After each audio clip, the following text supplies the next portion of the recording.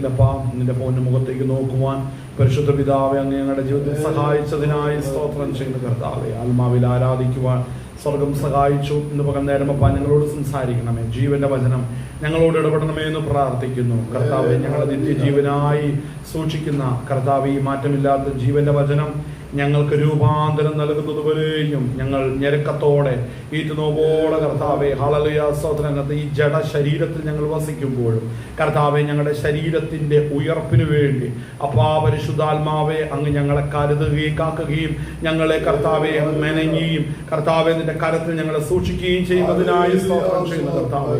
ഒരു സഞ്ചാരത്തുമായി ദൈവവചനം കേട്ടുകൊണ്ടിരിക്കുന്ന എല്ലാ പ്രിയപ്പെട്ടവരോട് പ്രാർത്ഥിക്കുന്നു. അവരിലെ ആത്മമനുഷ്യൻ പണിയപ്പെടുവാൻ തക്കവണ്ണം ഇടപെടണം, ബലപ്പെടുത്തണം, പരിപാലിക്കണമേ. കർത്തന്റെ നാമത്വം ഇടപെടണമേ.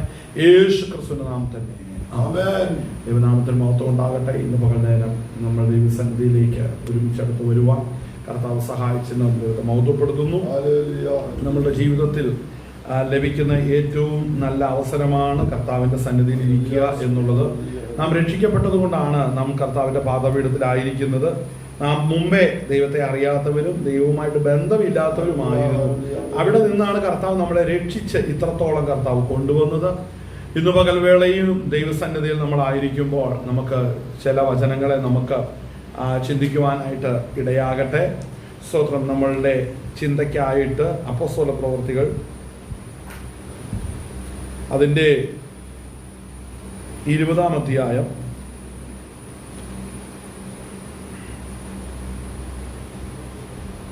അതിൻ്റെ 29-ാം വാക്യം മുതൽ അപ്പോസ്തല പ്രവൃത്തി 20-ാം അധ്യായം അതിൻ്റെ 29-ാം വാക്യം മുതൽ നമുക്ക് കേൾക്കാം. സ്തോത്രം. ശബ്ദത്തിൽ വായിച്ചാട്ടെ. ഞാൻ പോയ ശേഷം ആട്ടിൻകൂട്ടത്തെ ആദരിക്കാത്ത കൊടിയ ചെന്നായ്ക്കൾ നിങ്ങളുടെ ഇടയിൽ കടക്കും എന്ന് ഞാൻ അറിയുന്നു. ശിഷ്യന്മാരെ തങ്ങളുടെ പിന്നാലെ വലിച്ചു കളയുവാനായി വിപരീതോപദേശം പ്രസ്താവിക്കുന്ന പുരുഷന്മാർ നിങ്ങളുടെ ഇടയിൽ നിന്നും എഴുന്നേൽക്കും. അതുകൊണ്ട് ഉണർന്നിരിക്കുവേൻ. ഞാൻ 3 സംവത്സരം രാപ്പകൽ ഇടപെടാതെ കണ്ണുനീർ വാർത്തും കൊണ്ട് ഓരോരുത്തരും ബുദ്ധി പറഞ്ഞു തന്നത് ഓർത്തുകൊള്ളുകയും മതി. ഒരു അനുഗ്രഹിക്കപ്പെട്ട വചനഭാഗമാണ് നമ്മൾ വായിച്ചത്. അപ്പോസ്തലനായ പൗലോസ് താൻ തന്റെ ശുശ്രൂഷയുടെ നാളുകളില് താൻ ഓരോ സഭകളിൽ ചെന്ന് താൻ വചനം പ്രസ്താവിക്കുകയും വചനം പറയുകയും ജനത്തെ ഒരുക്കിയെടുക്കുകയും ചെയ്യുന്നു.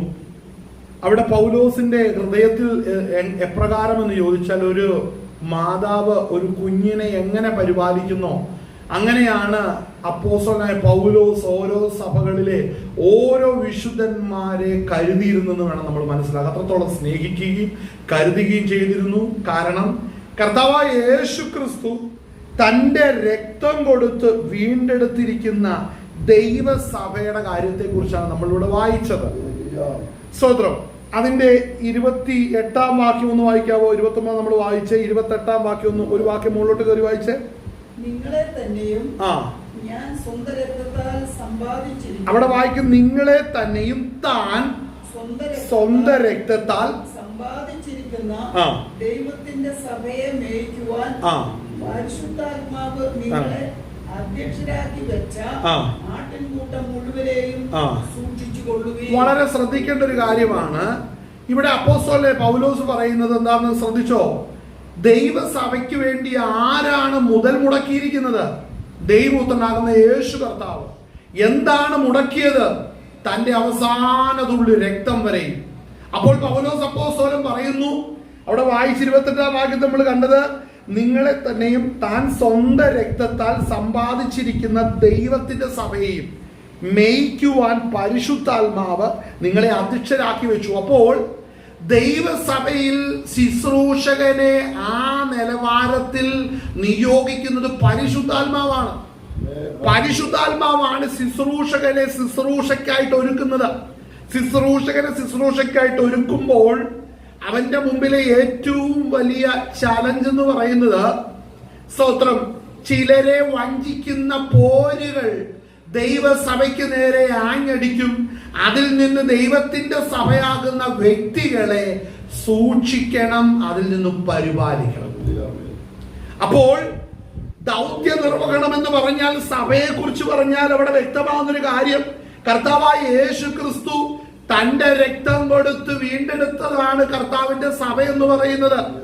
മനസ്സിലാക്കണം, ഒരു മനുഷ്യനും ഒരു സംഘടനയും ഒരു പ്രസ്ഥാനങ്ങളും സ്തോത്രം ഹല്ലേലൂയ ദൈവം സ്തോത്രം വില കൊടുത്ത് മേടിച്ചതല്ല. യേശുവിന്റെ രക്തം കൊണ്ട് വിലയ്ക്ക് മേടിച്ചിരിക്കുന്നത് രക്ഷിക്കപ്പെട്ട മനുഷ്യരെയാണ്. അതിൻ്റെ അകത്ത് കൃപ പ്രാപിച്ച മനുഷ്യരെയാണ് യേശു തന്റെ രക്തം കൊടുത്ത് വിലയ്ക്ക് മേടിച്ചിരിക്കുന്നത്. ആ രക്തം കൊടുത്ത് വിലയ്ക്ക് മേടിച്ചിരിക്കുന്ന മനുഷ്യർ ഇരിക്കുവാൻ സംഘടനകളും സ്ഥാപനങ്ങളും ഭൂമിയിൽ മനുഷ്യനുണ്ടാക്കുമ്പോൾ, മനുഷ്യൻ ദൈവത്തിന്റെ വചനങ്ങളെയും ദൈവത്തിന്റെ പ്രമാണങ്ങളെയും മറന്നുപോയാൽ ആ മറവി പല അനർത്ഥങ്ങൾക്കും വഴിവെക്കും, പല ദോഷങ്ങൾക്ക് വഴിവെക്കും, പല പ്രതിസന്ധികൾക്ക് വഴിവെക്കും. കാരണം സ്തോത്രം, നമ്മെ നിയോഗിച്ചാക്കിയവൻ ദൈവമാണ്.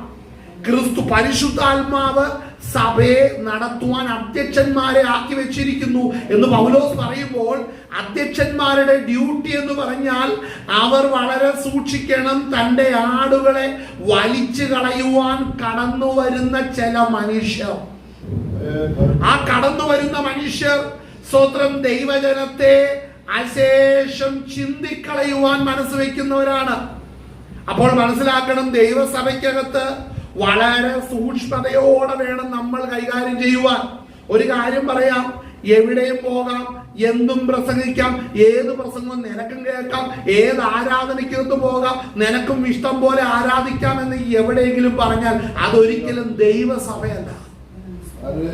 ദൈവസഭ എന്ന് പറഞ്ഞാൽ ദൈവത്തിന്റെ വചനം അനുശാസിക്കുന്ന വചനം വിശുദ്ധിയിലും വേർപാടിലും ദൈവകൃപയിലും ദൈവത്തെ ആരാധിക്കുകയും ദൈവവചനത്തിന് വേണ്ടി നിൽക്കുകയും വേണം. മനസ്സിലാക്കണം, ലോകത്തിൽ നിന്നും വേർപെടണം, പാപ സ്വഭാവത്തിൽ നിന്നും വേർപെടണം. പാപികളോട് സുവിശേഷം പറയാം, പക്ഷെ പാപികളോടുകൂടെ ഒത്തിണങ്ങി കാര്യങ്ങൾക്ക് പോകാൻ ദൈവസഭയ്ക്ക് പ്രമാണമില്ല. ദൈവസഭയെ അനുവദിക്കുന്നില്ല, വചനം അനുവദിക്കുന്നില്ല. അവരോട് സുവിശേഷം പറയാം, അവരോട് പാപ വഴിവിട്ട് നീതിയുടെ മാർഗത്തിലേക്ക് വരുവാൻ പറയാം. കർത്താവിന്റെ വരവടുത്തിരിക്കുകയാൽ യേശു ക്രിസ്തുവിനെ രക്ഷകനും കർത്താവുമായി സ്വീകരിക്കണമെന്ന് പറയുകയും സുവിശേഷത്തിന്റെ പ്രഘോഷണത്തിൽ ഏത് രക്ഷിക്കപ്പെട്ട വിശ്വാസിക്കും അതിൽ പങ്കാളിത്തമുണ്ട്. പക്ഷേ ഒരു അവിശ്വാസിയോട് കൂടെ ഇണങ്ങിപ്പോകാൻ ദൈവവചനം അനുശാസിക്കുന്നില്ല. അപ്പോൾ സംഘടനകൾ എന്തിനും അനുവദിക്കും, പക്ഷെ ദൈവവചനം അനുവദിക്കത്തില്ല.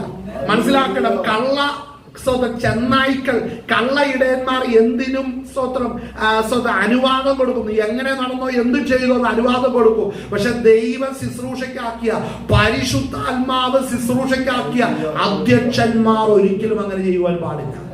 അവർക്കത് ചെയ്യാൻ കഴിയത്തില്ല. അവരെ വിളിച്ചു വേർതിരിച്ച പരിശുദ്ധാത്മാവ് അവർ ദൈവകൃപയിൽ അവർ കണക്ക് ബോധിപ്പിക്കണമെന്നുള്ള സത്യം അവർ അറിയുക നിമിത്തം അവർ വഞ്ചനയും വ്യാജവും കാണിക്കത്തില്ല. ദൈവം വിളിക്കാതെ വേലക്കിറങ്ങിയവരും ദൈവാത്മാവിന്റെ അഭിഷേകമില്ലാത്തവരും സ്വന്തം സ്വാർത്ഥ താല്പര്യം കൊണ്ടോ അല്ലെങ്കിൽ സാമ്പത്തിക ലാഭത്തിന് വേണ്ടിയോ അല്ലെങ്കിൽ അപ്പനും അമ്മയും സ്വന്തം ശുശ്രൂഷ ചെയ്തു, അതുകൊണ്ട് അഭിഷേകമില്ലാത്ത മകൻ ആ പ്രസ്ഥാനം കൊണ്ടു നടക്കണമെന്നൊക്കെ വിചാരിച്ച് കൊണ്ടുപോകുന്ന ഇടങ്ങളിൽ ഒന്നും ദൈവത്തിന് ഇടപെടലില്ല കേട്ടോ. അപ്പോൾ ഒരു രക്ഷിക്കപ്പെട്ടു വരുന്ന ഒരു വ്യക്തി വളരെ ശ്രദ്ധിക്കണം. നീ കുരുടനെ പോലെ നടക്കാനുള്ളവനല്ല, ആളെ നീ ചെകിടനെ പോലെ കേൾക്കുന്നതിന്റെ എല്ലാം പുറകെ വിശ്വസിക്കേണ്ടവനല്ല. നീ കാഴ്ചയുള്ളവനാണെങ്കിൽ എല്ലാം തിരിച്ചറിയുന്നവനായിരിക്കും. നീ കേൾവി ശക്തി നിനക്ക് ഉള്ളവനാണെങ്കിൽ വ്യാജത്തെ കൃത്യമായി തിരിച്ചറിയും. അപ്പോൾ അങ്ങനെ ഗ്രാഹ്യമുള്ളവരായിരിക്കണം ദൈവസഭയ്ക്കകത്തുള്ളത്. അപ്പോൾ പൗലോസ് അപ്പോസ്തലൻ തിരിച്ചറിയുന്നു, വരുന്ന കാലത്തിൽ സഭകൾ ഓരോന്ന് നേരിടുവാനിരിക്കുന്ന പ്രതിസന്ധി വളരെ വലിയതാണ്. അതുകൊണ്ട് ഉണരണം. പൗലോസ് അവരോട് കൂടി ഇരിക്കുമ്പോൾ ഒരു വഞ്ചകനും അവരെ തൊടുന്നില്ല. പക്ഷേ പൗലോസ് പോയി കഴിയുമ്പോൾ ഇവിടെ എന്ത് സംഭവിക്കുമെന്നുള്ളതിനെ കുറിച്ചാണ് പൗലോസിന്റെ ഭാരം. ശരിയായ അപ്പോസ്തോലിക ശുശ്രൂഷയുടെ ഒരു ലക്ഷണമാണ് സഭകളെ കുറിച്ചുള്ള ഭാരം എന്ന് പറയുന്നത്. ചിലർക്ക് പണത്തെ കുറിച്ചുള്ള ഭാരമേ ഉള്ളൂ, ചിലർക്ക് പദവികളെ കുറിച്ചുള്ള ഭാരമുള്ളൂ. സ്വന്തം കീശയും സ്വന്തം കുടുംബത്തെ കുറിച്ചുള്ള ഭാരമേ ചിലർക്കുള്ളൂ. സഭകളെ കുറിച്ച് ഭാരം വേണം കേട്ടോ. കാര്യം വഞ്ചകൻ കടന്നു വരരുത്. എതിർ ക്രിസ്തുവിന്റെ ആത്മാവ് കയറിയ കൊടിയ ചെന്നായ്ക്കൾ കടന്നു വരരുത്. അവ സഭയെ കീഴടക്കരുത്.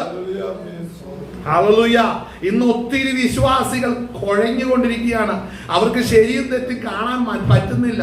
അതിന്റെ മുകളിൽ അതിന്റെ ഒപ്പം തന്നെ ഭാരിച്ച ഒത്തിരി ജീവിത ദുരിതങ്ങളും ഉത്തരവാദിത്തങ്ങളും അവരുടെ മേൽ വേറുമ്പോൾ അവർ സ്വന്തം വ്യാജമാണോ സത്യമാണോ എന്നൊക്കെ അന്വേഷിക്കുന്നതിനുപരി എങ്ങനെയും തന്റെ ജീവിതം നടന്നാൽ മതി എന്ന് വിചാരിച്ചുകൊണ്ട് കണ്ണും പൂട്ടി ഓടുന്ന ഒരു വലിയ സമൂഹത്തിന് നടുവിലാണ് ഞാനും എന്നെ കേൾക്കുന്നവരും നിങ്ങളും വിശ്വാസ ജീവിതം നയിക്കുന്നത്. മനസ്സിലാക്കണം. അനേകർക്ക് ഇതിനെക്കുറിച്ച് യാതൊരു ഗ്രാഹ്യമില്ല, ഒരു പിടിയില്ല. നടക്കുന്ന എന്താണെന്ന് അറിയത്തില്ല. ഇവരെ ചീന്തുന്ന കൊടിയ ചെന്നായ്ക്കളുണ്ടെന്നോ അവർ രക്തം കുടിക്കുമെന്നോ പോരാടുമെന്നോ അവനുള്ള സ്വസ്ഥത നശിപ്പിക്കുമോ എന്നുള്ള യാതൊരു ബോധമില്ലാത്ത ഒത്തിരി പേരുണ്ട്. കാരണം എന്നാണെന്നറിയാമോ? വചനം അറിയത്തില്ല. അവർ വിശ്വാസത്തിൽ വന്നിട്ട് കാലങ്ങളായിട്ട് ഇതുവരെ വചനം പഠിച്ചിട്ടില്ല. ഒരു ദൂതോ പ്രവചനമോ ഒക്കെ മുറുകെ പിടിച്ചോണ്ട് ഇന്ന് പ്രാർത്ഥിച്ചുകൊണ്ടിരിക്കുന്നവരാ ഒത്തിരി പേര്.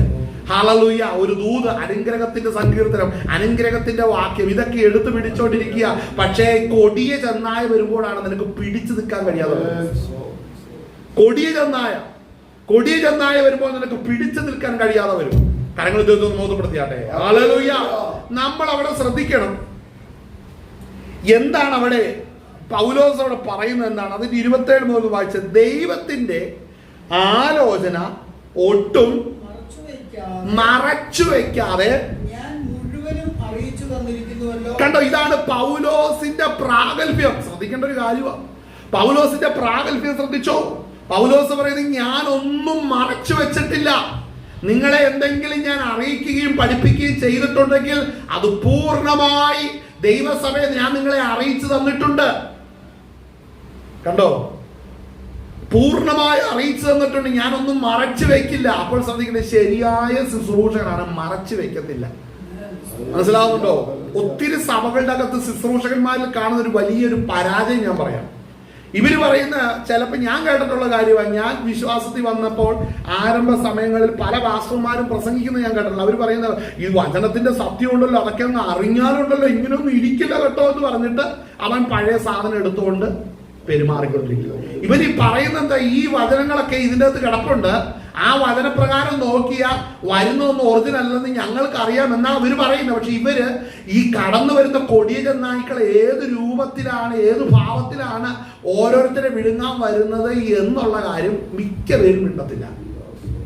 അവരത് മറച്ചു വെക്കും.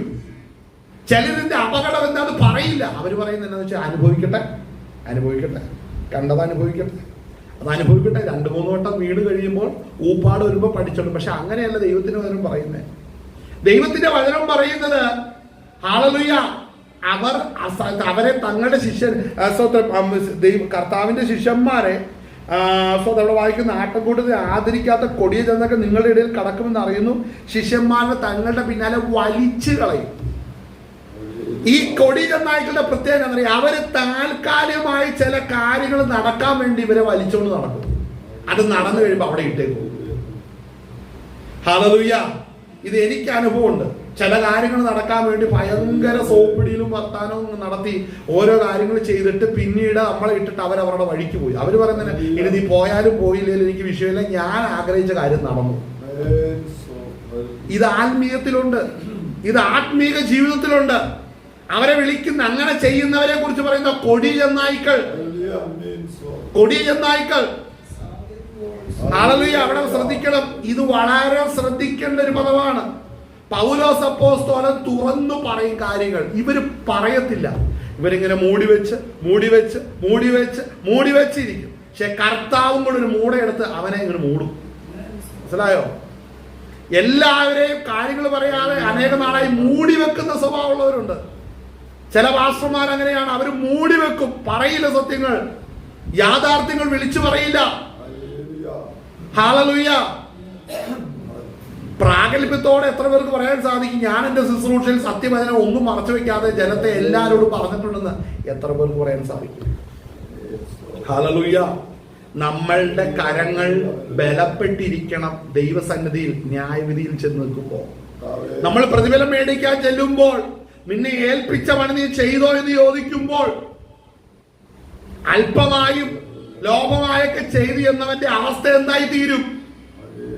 ശ്രദ്ധിക്കണം. സകല അപ്പോസ്തലന്മാരും സകല പ്രവാചകന്മാരും സകല വിശുദ്ധന്മാരും നിൽക്കുമ്പോൾ, ഓരോരുത്തർ ചെയ്ത പ്രവൃത്തിയെ കുറിച്ച് പരസ്യമായ റിപ്പോർട്ട് വായിക്കുമ്പോൾ, ഹല്ലേലൂയ, വചനത്തിലും സത്യത്തിലും നിൽക്കാതെ മൂടി മൂടി മൂടി എങ്ങനെയെങ്കിലും ആരെ കളിപ്പിച്ചിട്ടാലും സ്വർഗത്തിൽ പോയാൽ മതി എന്ന് വിചാരിച്ചുകൊണ്ടിരിക്കുന്നതിന്റെ അവസ്ഥ എന്തായി തീരും?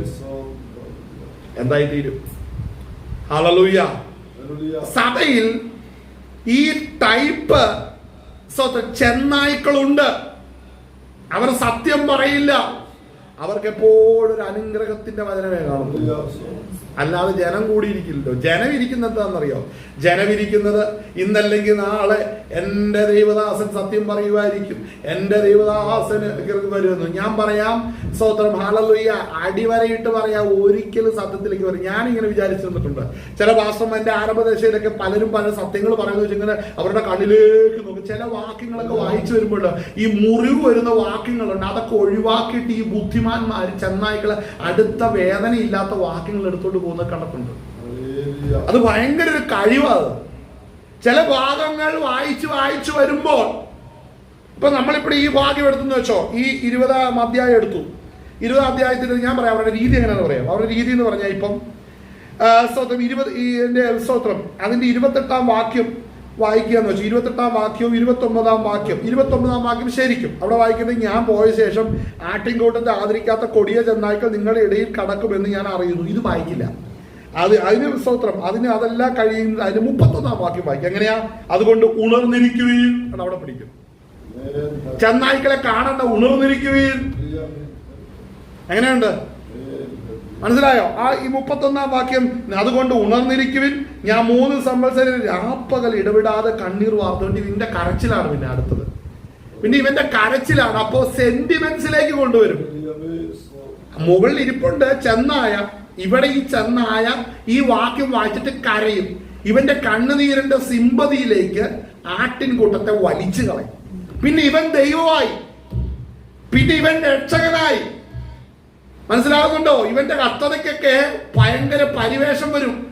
കർത്താവ് മറുവലയായി, രക്തം മറുവലയായി കൊടുത്ത് വീണ്ടെടുത്തിരിക്കുന്നു എന്നുള്ളത് ഇവന്റെ വായി വരുന്നില്ല. എന്റെ കഷ്ടത, എന്റെ പ്രയാസം, എന്റെ കുടുംബം അനുഭവിച്ച വേദന. മനസ്സിലാകുന്നു? രക്ഷകൻ ആരായി? ഇത് പറയുന്നവൻ സ്തോത്രം വചനപ്രകാരം പറയാം, കൊടിയ ചെന്നായയാണവൻ. ഹല്ലേലൂയ. ആ വാക്യങ്ങൾ ഒന്നും കൂടെ വായിക്കാം. ആമേൻ. ഒന്നും കൂടെ വായിച്ചേ. മുകളിൽ ഒന്നും കൂടെ വായിച്ചേ. 27 മുതൽ വായിക്കേ. 27 ദൈവത്തിന്റെ ആലോചന. ഞാൻ മുഴുവനും അറിയിച്ചു തന്നിരിക്കുന്നുവല്ലോ, നിങ്ങളെ തന്നെയും താൻ സ്വന്തം രക്തത്താൽ സമ്പാദിച്ചിരിക്കുന്ന ദൈവത്തിന്റെ സഭയെ മേയിക്കുവാൻ പരിശുദ്ധാത്മാവ് നിങ്ങളെ അധ്യക്ഷരാക്കി വെച്ച ആട്ടിൻകൂട്ടം മുഴുവനെയും സൂക്ഷിച്ചു കൊള്ളുകയും. കണ്ടോ? അവിടെ നമ്മളെ വായിച്ച വാക്യം ദൈവത്തിന്റെ ആലോചന ഒട്ടും മറച്ചു വെക്കാതെ പൗലോസിന്റെ സ്വഭാവം. ഇത് തന്നെ കൊരിന്ത് സഭയോട് ലേഖനം എഴുതുന്നതിന്റെ 2-ാം ലേഖനത്തിൽ ഇതിന് തുല്യമായ മറ്റൊരു പദം കാണാം. കൊരിന്തിൽ ചെന്നപ്പോ കാര്യങ്ങൾ തുറന്നു പറഞ്ഞിട്ടുണ്ട്. കാരണം അതിന്റെ കൊരിന്ത്യർക്ക് എഴുതിയ 2-ാം ലേഖനം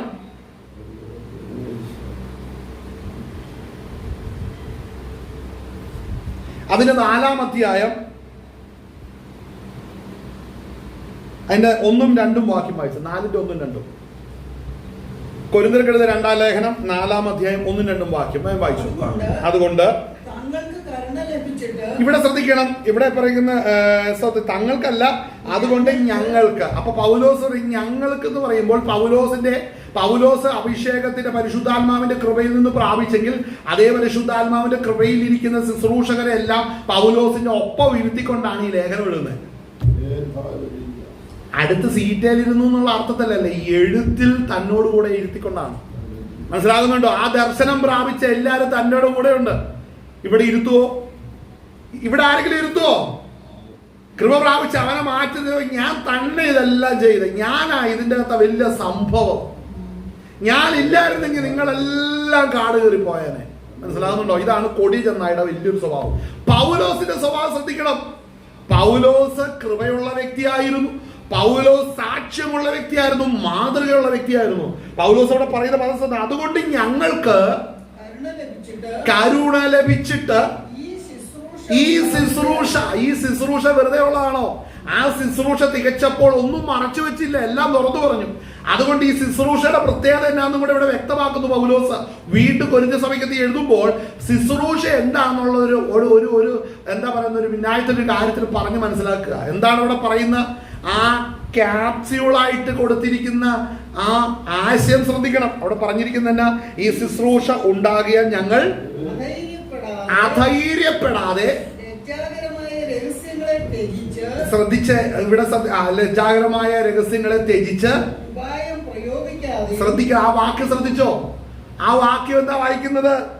ലജ്ജാകരമായ രഹസ്യങ്ങളെ ത്യജിച്ച് ഉപായം പ്രയോഗിക്കാതെ. എന്താണ് ഈ ലജ്ജാകരമായ രഹസ്യം ത്യജിച്ച് ഉപായം പ്രയോഗിക്കാതെ എന്ന് പറയുന്നത്? ലജ്ജാകരമായ പല കുറവുകളും കൊരിന്ത് സഭയ്ക്കകത്തുണ്ട്. അത് ഉള്ളതുപോലെ തുറന്നു പറഞ്ഞ വ്യക്തിയാണ് പൗലോസ്. അത് ഉള്ളതുപോലെ തുറന്നു പറഞ്ഞത് കൊണ്ടാണ് പൗലോസിന് ധൈര്യം ഉണ്ടായത്. അപ്പൊ സഭയ്ക്കകത്ത് ഒരു കുറ്റം കണ്ടിട്ട് അത് വെളിപ്പെടുത്തി പറയാത്ത ശുശ്രൂഷകർക്കൊന്നും ശുശ്രൂഷയിൽ ധൈര്യം ഉണ്ടാകത്തില്ല, ജീവിതത്തിൽ ധൈര്യം ഉണ്ടാകത്തില്ല. കാരണം അവൻ ദൈവത്തിൽ കുറ്റക്കാരനാണ്. നീ ഇത് കണ്ടിട്ട് നീ ഇത് ഇപ്രകാരം എന്ന് വെളിപ്പെടുത്തി പറഞ്ഞോ? അപ്പോൾ ബഹുഭൂരിപക്ഷം ജനത്തിനും അത് സാധിക്കുന്നില്ല. കൊരിന്ത് സഭയുടെ സ്വഭാവം ശ്രദ്ധിക്കണം. കൊരിന്തിൽ രക്ഷിക്കപ്പെട്ട് വരുന്നവർക്കെല്ലാം കൊരിന്തിലെ സംസ്കാരം വളരെ ശക്തമായിട്ട് ആ വ്യക്തികളിൽ ഉണ്ടായിരുന്നു. കൊരിന്തിന്റെ സ്വഭാവം എന്താ? നമ്മളവിടെ വായിക്കുമ്പോൾ കൊരിന്തിലാണ് ആഫ്രോഡൈറ്റിന്റെ അല്ലെ ക്ഷേത്രമുള്ളത്. അവിടെ ക്ഷേത്രത്തിൽ വസിക്കുന്ന ക്ഷേത്രാരാധനയുടെ ഭാഗമായിട്ട് അവിടെ ദേവദാസി സമ്പ്രദായമുണ്ട്. ആ ദേവദാസി സമ്പ്രദായത്തിൽ വരുന്ന ഭക്തന്മാർ അവരുടെ ദേവദാസിമാരുമായിട്ട് ലൈംഗിക ബന്ധത്തിൽ ഏർപ്പെടുന്നത് അവിടുത്തെ ദേവനെ പ്രസാദിപ്പിക്കുന്നതാണ്. അതാണ് അവിടുത്തെ അറിവെന്ന് പറയുന്നത്. അപ്പോൾ സ്വത്രം അവിടെ അവർ ആരാധിച്ചുകൊണ്ടിരുന്ന ആഫ്രോഡൈറ്റിന്റെ അല്ലെങ്കിൽ ആഫ്രോഡൈറ്റ് അല്ലേ, ആഫ്രോഡൈറ്റിന്റെ ക്ഷേത്രത്തിൽ ചെല്ലുമ്പോൾ അവിടെ കാണുന്ന അസാൻമാർഗികമായ ആ കാര്യമാണ് എല്ലാ കൊരിന്തിന്റെ ഹൃദയത്തിൽ കിടക്കുന്നത്. അവൻ ചിന്തിക്കുന്നത് ക്ഷേത്രത്തിൽ ചെല്ലുന്നത് വേശ്യാലയത്തിലേക്ക് ചെല്ലുന്നതായിട്ടാ. വേശ്യാലയത്തിൽ ചെന്ന് വേശ്യകളുമായിട്ട് ബന്ധപ്പെടുന്നതാണ് ദേവന്മാരെ പ്രീതിപ്പെടുത്തുന്നത്. അപ്പോൾ ആ പശ്ചാത്തലത്തിൽ നിന്ന് രക്ഷിക്കപ്പെട്ട് സ്നാനപ്പെട്ട് സഭയ്ക്കകത്തേക്ക് വരുമ്പോൾ ഇവർ ചിന്തിക്കുന്നത് ഞാൻ എങ്ങോട്ട് പോവാ? ആരാധിക്കാൻ പോവാ. കൊരിന്ത് സഭയ്ക്കത്തെ അവസ്ഥയെ പറയുന്നത് ആരാധിക്കാൻ പോവാ. അപ്പൊ അവിടെ ചെന്ന് ആരൊക്കെ ഉണ്ട്? അപ്പൊ അവിടുത്തെ ശുശ്രൂഷകരെ കാണുന്നത് ആ കാഴ്ചപ്പാടിലാണ്. അവിടെ വരുന്നവരെ കാണുന്നത് ആ കാഴ്ചപ്പാടിലാണ്. ശ്രദ്ധിച്ചോ? അവരെ ആ കാഴ്ചപ്പാടിലാണ്. അവൻ വേശ്യാലയത്തിൽ പോകുന്ന മാനസിക സ്ഥിതിയിലാണ് സഭായോഗത്തിൽ വരുന്ന പ്രശ്നമല്ലേ? സ്തോത്രം. അവൻ വ്യഭിചാരശാലയിൽ പോകുന്ന അതേ മാനസികാവസ്ഥ സഭയ്ക്കകത്ത് വന്നിട്ട് അവന്റെ കണ്ണുകൊണ്ടിരിക്കുന്ന സമപ്രായക്കാരും മറ്റുള്ളവരെ എല്ലാം കാണുന്നത് ആ കാഴ്ചപ്പാടിലാണ്. കൊരിന്തിലെ ഒരു വ്യക്തിയിലല്ലേ, എല്ലാവരും തന്നെ ഇതാ കാണുന്നത്. അപ്പോൾ പല വിധത്തിലാണ് വരുന്നത്. നമ്മളതിന്റെ 1-ാം അധ്യായം വായിക്കുമ്പോൾ എല്ലാവരും വായിക്കുന്നത് ദുർനടപ്പിനെ കുറിച്ച് ഇവിടെ വായിക്കുന്നു. ഹല്ലേലൂയ. അവിടെ വായിക്കുന്ന എന്താ? ചിലര് കാണിക്കുന്നവർക്ക് തന്നെ അപ്പന്റെ ഭാര്യയെ വെച്ചുകൊള്ളുന്ന പോലെ ഒരു ദുർനടപ്പ്. അതായത് അപ്പന്റെ ഭാര്യയെ ഇവനും വെച്ചുകൊണ്ടിരിക്കുകയാണെന്ന് പറഞ്ഞു. അവനും സഭായോഗത്തിന് എവിടെയുണ്ട്? സഭയ്ക്കകത്തുണ്ട്, കർത്തൃമേശയ്ക്കുമുണ്ട്. അപ്പോ പൗലോസ് ഇത് കണ്ടപ്പോ അവനെ മാറ്റി നിർത്തണം. അങ്ങനെ ചെയ്യുന്നവൻ ആ വഴി നിർത്തിയിട്ട് സഭായോഗത്തിൽ വന്നാൽ മതി, ആരാധിച്ചാൽ മതി എന്ന് പറയുമ്പോൾ കൊരിന്തിന്റെ കൗൺസിൽ തീരുമാനിച്ചു. അങ്ങനെ പറഞ്ഞാൽ എങ്ങനെ ദേവദാസനെ? കൊരിന്തിൽ ശുശ്രൂഷ വെളിപ്പെടണം, അല്ലെങ്കിൽ കൊരിന്തിൽ സുവിശേഷ പ്രവർത്തനം വരണമെന്നുണ്ടെങ്കിൽ ഇച്ചിരിക്ക് കണ്ണടയ്ക്കണം. അതായത് അടികൂടെ വ്യഭിചാരം അനുവദിച്ചുകൊണ്ടുള്ള കണ്ണട. ഇതിനെയാണ് പൗലോസ് ശക്തമായി എതിർത്തത്. ഹല്ലേലൂയ. എത്ര പേര് റെഡിയാ? അതായത് ഞാൻ പറയാം, സുവിശേഷം എപ്പോഴും ദുഷിച്ച സംസ്കാരങ്ങളെ എതിർക്കാൻ ബലപ്പെട്ടിരിക്കണം. സുവിശേഷം നമ്മെ ബന്ധിക്കുന്ന കൊള്ളാത്ത ഏതെങ്കിലും സംസ്കാരം തിരുവെഴുത്തിന്റെ ഉപദേശത്തിന് വിരുദ്ധമായിട്ടുണ്ടെങ്കിൽ അതിനെ വെട്ടുവാനും മുറിക്കാനും ഒരു മടി കാണിച്ചേക്കരുത്. അപ്പോൾ അതിന് ഇടം കൊടുക്കുന്നില്ല, ഞാൻ മൗനമായിട്ട് ഇരിക്കുന്നെങ്കിൽ അടിവരയിട്ടൊരു കാര്യം പറയാം, നീ ദൈവത്തിന് കൊള്ളാവുന്നതല്ല. അതുകൊണ്ട് പൗലോസ് കൊരിന്ത്യ സഭയോട് പറയുന്ന കാര്യമാണ്, എനിക്ക് ശുശ്രൂഷയിൽ ധൈര്യമുണ്ട്, ഞാൻ നിങ്ങളുടെ നടപ്പ് കണ്ടിട്ട് നിങ്ങളോട് കൂടെ വന്ന് കാപ്പി കുടിക്കാൻ ഇരുന്നില്ല. ഞാൻ എന്റെ സ്വന്തം കൈയാൽ അധ്വാനിച്ച് തിന്നുകൊണ്ട് നിങ്ങളുടെ കയ്യിൽ നിന്നൊന്നും മേടിച്ച് തിന്നുന്നില്ലെന്ന് വന്നിട്ട് ഉപദേശം പറയേണ്ടതുപോലെ പറഞ്ഞു. ഇതാണ് പൗലോസ് ചെയ്ത ശുശ്രൂഷ എന്ന് പറയുന്നത്. ആരും ഒന്നും കൊടുത്തില്ല. കാരണം എന്നാ? പൗലോസ് വാ തുറക്കുമ്പോൾ കൊരിന്തിന്റെ സംസ്കാരത്തിനെതിരെ സംസാരിക്കുകയാണ്. കാര്യം അത് ചെന്ന് കൊള്ളുന്നത് വെല്ലയിടത്തുമല്ല, വന്നിരിക്കുന്ന ജനത്തിന്റെ ഹൃദയത്തിൽ തന്നെ കൊള്ളുന്നത്. മനസ്സിലാകുന്നുണ്ടോ? എല്ലാരും കൈയടിച്ചിട്ട് പറയുന്നത് ഇതൊക്കെ പുറത്തേക്ക് പോകട്ടെ, ദൂതെല്ലാം പുറത്താരും വേണ്ടടേ. ആദ്യം സഭയ്ക്കകത്ത് ശുദ്ധീകരണം വരട്ടെ. സഭയ്ക്കകത്ത് ശുദ്ധീകരണം വരുത്തുവാൻ ഇടപെടുമ്പോഴാണ് പ്രശ്നങ്ങൾ എഴുന്നേൽക്കുന്നത്. മനസ്സിലാകുന്നുണ്ടോ? പുറത്തുനിന്നുള്ള തീവ്രവാദികളെക്കാൾ അകത്ത് കിടക്കുന്ന സ്വത്രം മത്സരിക്കുന്നവരുടെ ഉപദ്രവമാണ് ഭയങ്കര ഭീകരമായിട്ടിരിക്കുന്നത്. കൊരിന്തിന്റെ അവസ്ഥ അതായിരുന്നു. പൗലോസിന് ഉപദ്രവം ഉണ്ടായി, പ്രതിസന്ധികൾ ഉണ്ടായി. സത്യം വിളിച്ചു പറഞ്ഞപ്പോൾ പ്രതിസന്ധി ഉണ്ടായി. സത്യം പറയുമ്പോൾ പ്രതിസന്ധി ഉണ്ടാകുമ്പോൾ അവൻ ദൈവത്തിൽ നിന്ന് മാറിപ്പോയി എന്നല്ല അർത്ഥം, അവൻ ദൈവകൃപയിൽ വളരുക എന്ന അർത്ഥം. പക്ഷെ ലോകത്തിന്റെ കണ്ണിൽ കൂടെ നോക്കുമ്പോൾ നശിച്ചു എന്നോ തകർന്നു എന്നോ തളർന്നു എന്നൊക്കെ നിനക്ക് തോന്നാം. പക്ഷെ ദൈവമാണ് നിന്നെ നിർത്തിയിരിക്കുന്നെങ്കിൽ ഒരു ദുഷ്ടശക്തിക്ക് നിന്നെ തൊടുവാൻ കഴിയത്തില്ല. അത് ദൈവത്തിന്റെ പ്രോമിസാണ്, വാഗ്ദത്തമാണ്. ഈ വാക്യം ശ്രദ്ധിക്കണം. അതുകൊണ്ട് ഞങ്ങൾക്ക് കരുണ ലഭിച്ചിട്ട് 4:1 ഈ ശുശ്രൂഷ എങ്ങനെയാന്ന് മനസ്സിലായല്ലോ. ഇപ്പോൾ ഈ കേട്ട കാര്യങ്ങളൊക്കെ ആണ് ശുശ്രൂഷ എന്ന് പറയുന്നത്. ഏതിനോട് പൗലോസ് എതിർത്തു നിന്നു, അതാണ് ശുശ്രൂഷ. മനസ്സിലാകുന്നുണ്ട്? എതിർപ്പുണ്ടായപ്പോൾ അനേകർ ശത്രുക്കളായി, അതാണ് ശുശ്രൂഷ. കുറെ പേര് വിട്ടുപോയി, അതാണ് ശുശ്രൂഷ. 10 വയസ്സ് സ്തോത്ര കാഴ്ച ഇടത്തില്ല, അതാണ് ശുശ്രൂഷ. ഈ വെറുതെ കാശ് വാരിക്കോരിയൊരുത്തം കൊടുത്തിട്ട് ശ്രദ്ധിച്ചാണ് സംഭവം കൊരുന്ത. ശ്രദ്ധിക്കണം. കാശ് കണ്ടമാനം വാരിക്കോരി കൊടുക്കുന്ന പ്രസ്ഥാനങ്ങൾ ഉണ്ടെങ്കിൽ ശ്രദ്ധിച്ചോണം. ജനം നിനക്ക് വാരിക്കോരി തരുന്നതിന് ഒറ്റ കാര്യമുള്ളൂ, ശുശ്രൂഷകന്റെ പുറകിൽ ഒരു ആഫ്രോഡൈറ്റ് നിൽപ്പുണ്ട്. ശുശ്രൂഷകന്റെ പുറകിൽ ഒരു മിനർവ അല്ലെങ്കിൽ നീനസ് അല്ലെങ്കിൽ മിനി അസോത്ര, അവിടെ അല്ലെങ്കിൽ ഡയാന നിൽപ്പുണ്ട്. എന്താ ഈ പറഞ്ഞതെല്ലാം ദേവതകളാ അല്ലെ? പുറകിൽ നിൽപ്പുണ്ട്. അതുകൊണ്ടാണ് ഈ പണം വീഴുന്നത്. പണം വീഴാത്ത എവിടെയാണെന്നറിയോ? പൗലോസിന് മുമ്പില. അവനൊരു സ്വസ്വത്തിന് പാത്രം വെച്ചിട്ട് സ്വത്രം നമുക്കൊരു പാട്ട് പാടാന്ന് പറഞ്ഞ 5 പൈസ കിട്ടത്തില്ല. നീ എന്നതാ പറഞ്ഞേ? നിനക്ക് അരമണിക്കൂറിൽ 1 മണിക്കൂർ ഞങ്ങളിത് പ്രയാസപ്പെട്ട സഭയിൽ ഇരുന്നതെന്ന് അറിയാവോ? ഞങ്ങൾ വേദനിച്ചായിരുന്നെന്ന് നിനക്ക് അറിയാവോ? സഭയെ വരുന്നത് സന്തോഷിക്കാനല്ല, ഇങ്ങനെ ഭാരപ്പെടാനല്ല. സംഭവം കൊരുന്താണ്. സംഭവം കൊരുന്താണ്. അപ്പോൾ പ്രശ്നം എന്നാന്ന് ചോദിച്ചാ, ഈ കൊടിയ ചെന്നായ ഇന്ന് പാട്ട് പാടട്ടെ, കൊടിയ ചെന്നായ ഇന്ന് സങ്കീർത്തന പ്രബോധനം നടത്തട്ടെ, കൊടിയ ചെന്നായ ഇന്ന് വചന ശുശ്രൂഷിക്കട്ടെ, കൊടിയ ചെന്നായ കർത്തൃമേശ നടത്തട്ടെ. നിനക്കെന്നാ പൗലോസ പ്രശ്നം? ഹല്ലേലൂയ. കൊടിയ ചെന്നായ വെറുതെ വരത്തില്ല കേട്ടോ. അവരെ അവിടെ എത്തിക്കാൻ എതിർ ക്രിസ്തുവിന്റെ ആത്മാവുണ്ട്. ഹല്ലേലൂയ. സഭയ്ക്കകത്ത് വരുന്നതോ കെട്ടിടത്തിന്റെ അകത്തൊന്ന് കൈയടിക്കുന്നതല്ല, കൊരിന്ത് വിട്ടുപോയോ എന്നുള്ളതാ വിഷയം. കൊരിന്തിന്റെ വ്യാപാരം, കൊരിന്തിന്റെ സ്വാധീനം, കൊരിന്തിന്റെ സ്വാർത്ഥത നിന്റെ ആത്മാവിൽ നിന്ന് വിട്ടുപോയോ എന്നുള്ള വിഷയം. വായിച്ച വാക്യം തുടർന്ന് വായിച്ചേ. ശ്രദ്ധിച്ചോ, ലജ്ജാകരമായ രഹസ്യങ്ങളെ ത്യജിക്കാൻ. അപ്പോൾ അവർ ലജ്ജ ഭയങ്കര നാണം കേട്ട, അതിനെ കുറിച്ച് മിണ്ടണ്ട. എന്നോട് ഒരിക്കലും ഒരു പുള്ളിയെ പാസ്റ്റർ എന്ന് വിളിക്കാനുള്ള ഒരു സഹോദരൻ, പാസ്റ്ററുടെ വേഷം കിട്ടി വന്ന ഒരു മനുഷ്യൻ ഒരിക്കൽ എന്നോട് പറഞ്ഞിരിക്കുക. ഞാൻ ചോദിച്ചു നമ്മളെ ഇതൊക്കെ സത്യങ്ങളൊക്കെ തുറന്നു പറയണ്ടേ? പാപം ചെയ്യാതിരിക്കാൻ, അല്ലെങ്കിൽ ഇങ്ങനെ ദൂഷിച്ച മാർഗത്തിൽ പോകുന്നുണ്ടെങ്കിൽ അത് പാടില്ലെന്നല്ലേ ബൈബിൾ പറഞ്ഞേക്കുന്നത്. അതുകൊണ്ട് അത് പ്രസംഗിക്കുകയല്ലേ വേണ്ടെന്ന്. ഈ വിദ്വാൻ എന്നോട് പറഞ്ഞത് എന്നാന്നറിയാവോ? അയാളെ വിദ്വാൻ തന്നെ വിളിക്കണ്ട. അയാൾ പറഞ്ഞത് എന്നാന്നറിയാവോ? അദ്ദേഹം പറഞ്ഞതാണ്, നമ്മൾ വിൻസെന്റ് അതൊന്നും പറയണ്ട, അവർ ജീവിതത്തിന്റെ അനുഭവത്തിലൂടെ പഠിച്ചാൽ മതി. എങ്കിലും ഇവൻ പറയില്ല. വചനം കിടപ്പുണ്ട്. സ്വത്രം. ഈ വക ജഡത്തിന്റെ പ്രവർത്തികളും പാപത്തിന്റെ മോഹങ്ങളും മുമ്പുള്ള ദുർനടപ്പിന്റെ സ്തുതികളൊന്നും ഇല്ലാത്തവനാൽ വിശുദ്ധിയോടെ നിൽക്കണമെന്ന് വചനം പറഞ്ഞിട്ടുണ്ട്. പക്ഷെ അത് പ്രസംഗിക്കാൻ റെഡിയല്ല. ശ്രദ്ധിക്കണം, അവർ പ്രസംഗിക്കാൻ റെഡിയല്ല. അത് ഒരിക്കലും ഒരു പ്രസംഗിക്കുന്നതിൽ അത് താല്പര്യമില്ല. ഹല്ലേലൂയ. കരങ്ങൾ ദൈവത്തെ ഒന്ന് മഹത്വപ്പെടുത്താട്ടെ. ഹല്ലേലൂയ. അപ്പോൾ അവരൊരിക്കലും അത് പ്രസംഗിക്കുന്നത്. അതായത് കൊടി ചെന്നായിട്ടൊരു പ്രത്യേകത അതാണ്. ഹല്ലേലൂയ. നമ്മളൊരു കാര്യം ശ്രദ്ധിക്കണം, നമ്മളിന്ന് നല്ല മിനിസ്ട്രി എന്ന് പറയുന്നത് സ്വന്തമായ ഒരു കെട്ടിടം, അല്ലേ? സ്വന്തമായ കെട്ടിടം വേണം, നല്ല ഒരു ക്രൗഡിനെ ഉൾക്കൊള്ളാൻ പറ്റുന്ന ഒരു വല്ല സീറ്റിംഗ് അറേഞ്ച്മെന്റ് വേണം, നല്ലൊരു സ്റ്റേജ് വേണം, നല്ല PA സിസ്റ്റം വേണം, വെൽ എക്യുപ്ഡ് ആയിട്ടുള്ള എല്ലാ ഫെസിലിറ്റീസും സ്റ്റേജിലും ആ ഹാളിലും കാണണം. അതുപോലെ തന്നെ നല്ല എന്താ പറയുന്നത്, നല്ല സെറ്റപ്പിലുള്ള നല്ലൊരു കൊയർ, അല്ലെ, മ്യൂസിഷ്യൻസ്, ഇവരൊക്കെ വന്ന് ഇതിന്റെ നടുവിൽ നിൽക്കുമ്പോൾ നമ്മൾ പറയും അവിടെ പോയി ആരാധിക്കുമ്പോൾ ഒരു സുഖം ഉണ്ടെന്ന്.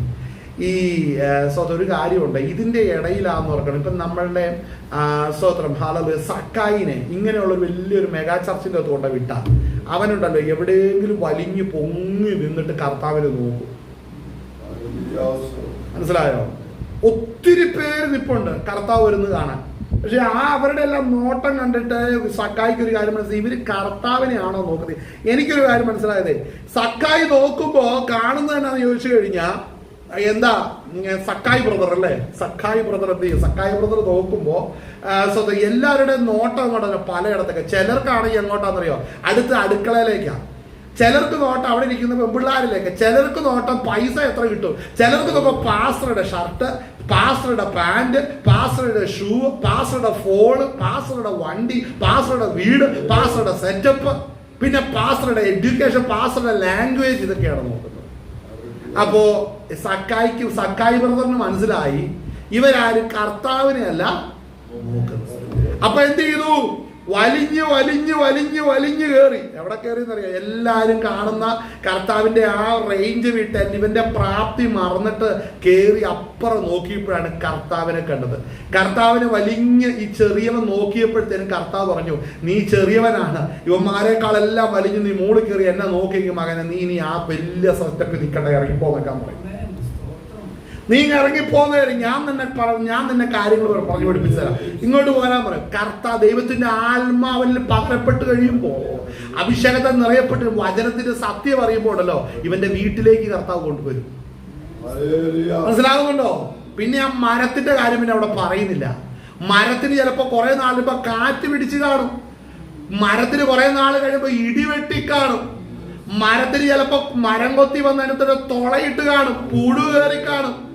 മനസ്സിലാവുന്നുണ്ടോ? അല്ലെങ്കിൽ എന്റെ ആശയം എന്ന് പറയുന്നത് കോടാലി വെച്ച് കാണും. ഹല്ലേലൂയ. അങ്ങനെ കുറെ പ്രസ്ഥാനങ്ങളുണ്ട് കേട്ടോ. അതിന്റെ നടുവിലൊക്കെ നിന്നുകൊണ്ട് ഉയരത്തിലേക്ക് കണ്ണുയർത്തിയവരെല്ലാം ദൈവാലയത്തിൽ കൊണ്ടുവന്നിട്ടുണ്ട്. ഹല്ലേലൂയ. അപ്പോൾ ചില ചോദിക്കുന്നത് അങ്ങനെയുള്ളതൊക്കെ ദൈവത്തിന്റെ പദ്ധതി അല്ലേ, ഇതൊക്കെ സഭയല്ലേ എന്ന് ചോദിക്കുന്നത്. കൊടിയെന്ന ആരാന്ന് ഇവനും കൂടെ പറയട്ടെ. കൊടിയെ ചെന്നായ ആരാണെന്ന് ഇങ്ങനെയുള്ള ഗ്രൂപ്പിലുള്ളവർ പറയട്ടെ, വ്യക്തമാക്കട്ടെ എങ്ങനെയാണെന്ന്.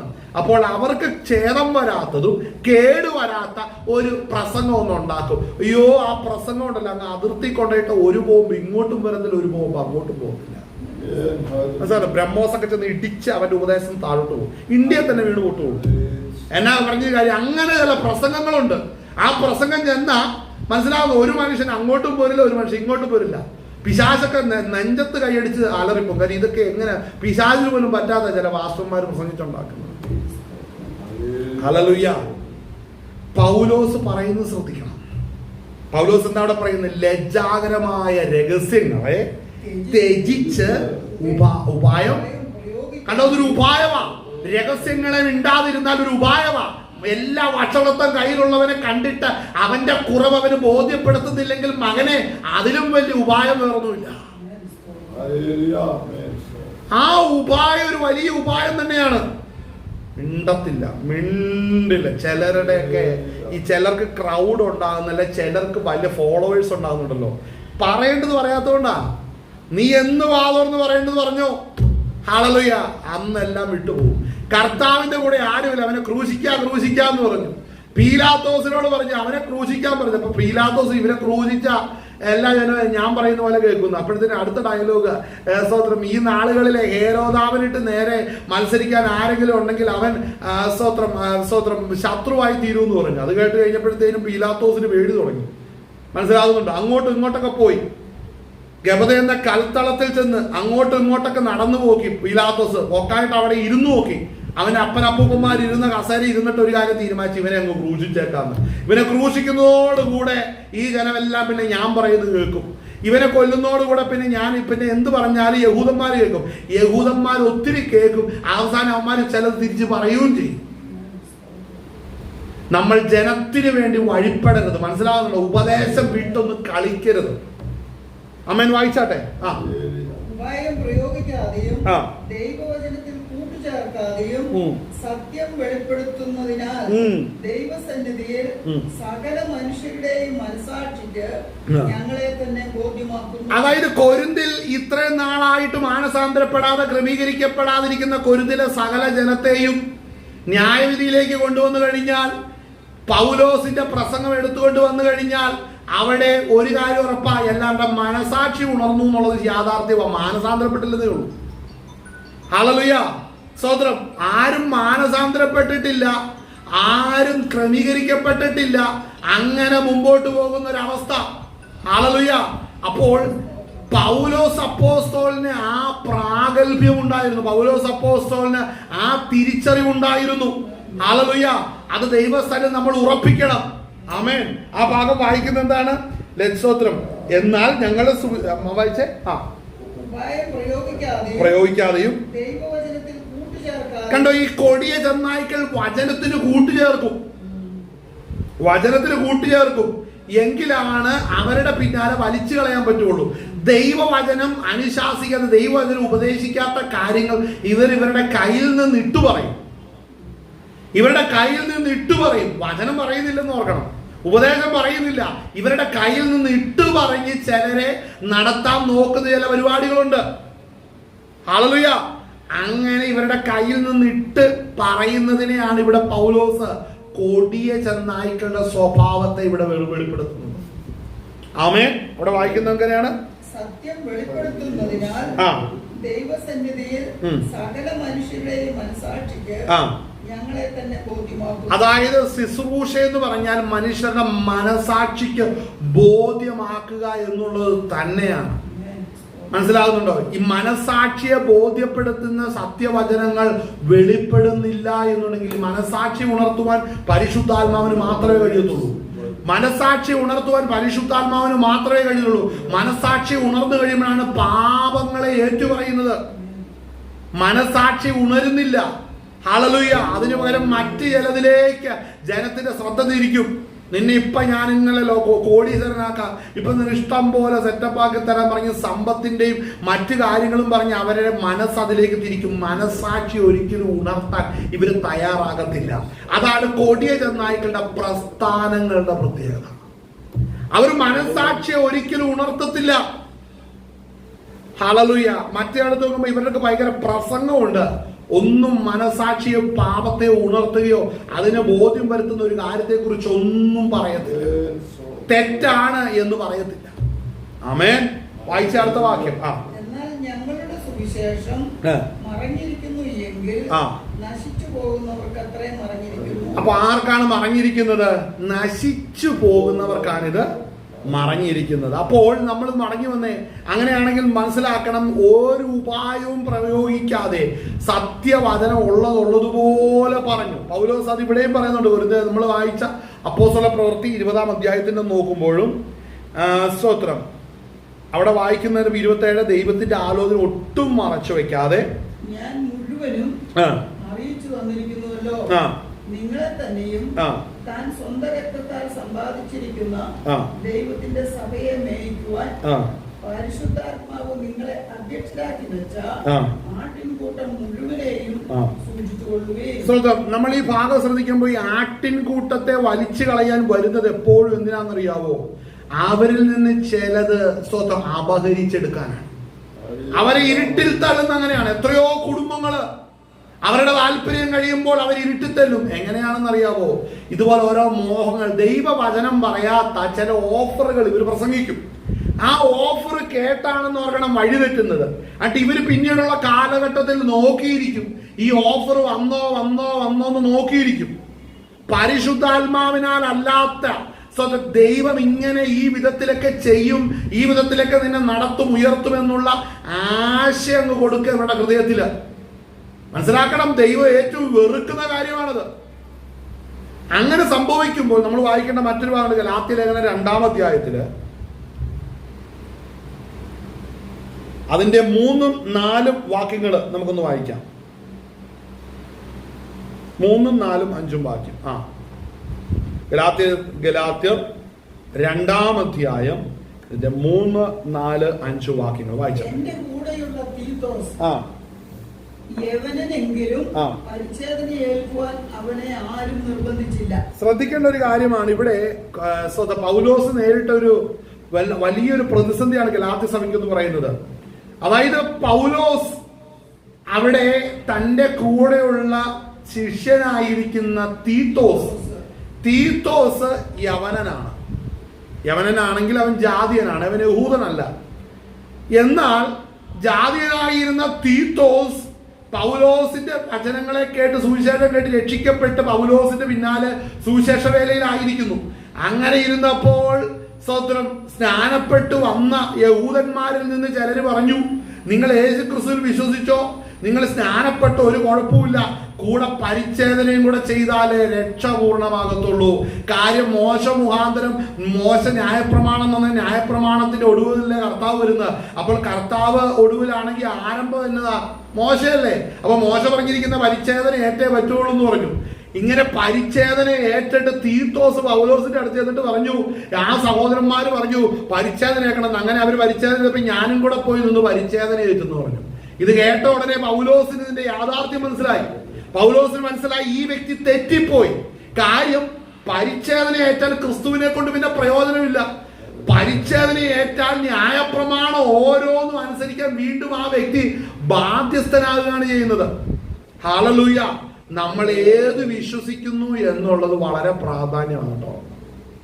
ഹല്ലേലൂയ. ഇനി തീത്തോസിനെ പോലുള്ള ചിലരുണ്ട്. എങ്ങനെയാന്ന് ഞാൻ പറയാം. സ്നാനപ്പെട്ടു, ദൈവസഭയ്ക്കകത്ത് മെമ്പർഷിപ്പ് ഉണ്ട്. അവര് പണ്ട് നിന്ന് ഇടവകയില് പെരുന്നാൾ വരുമ്പോ അവിടെ പോയിരിക്കും. ഹല്ലേലൂയ. അവിടെ പ്രദക്ഷിണം നടത്തി അതിന്റെ കൂടെ കാണും.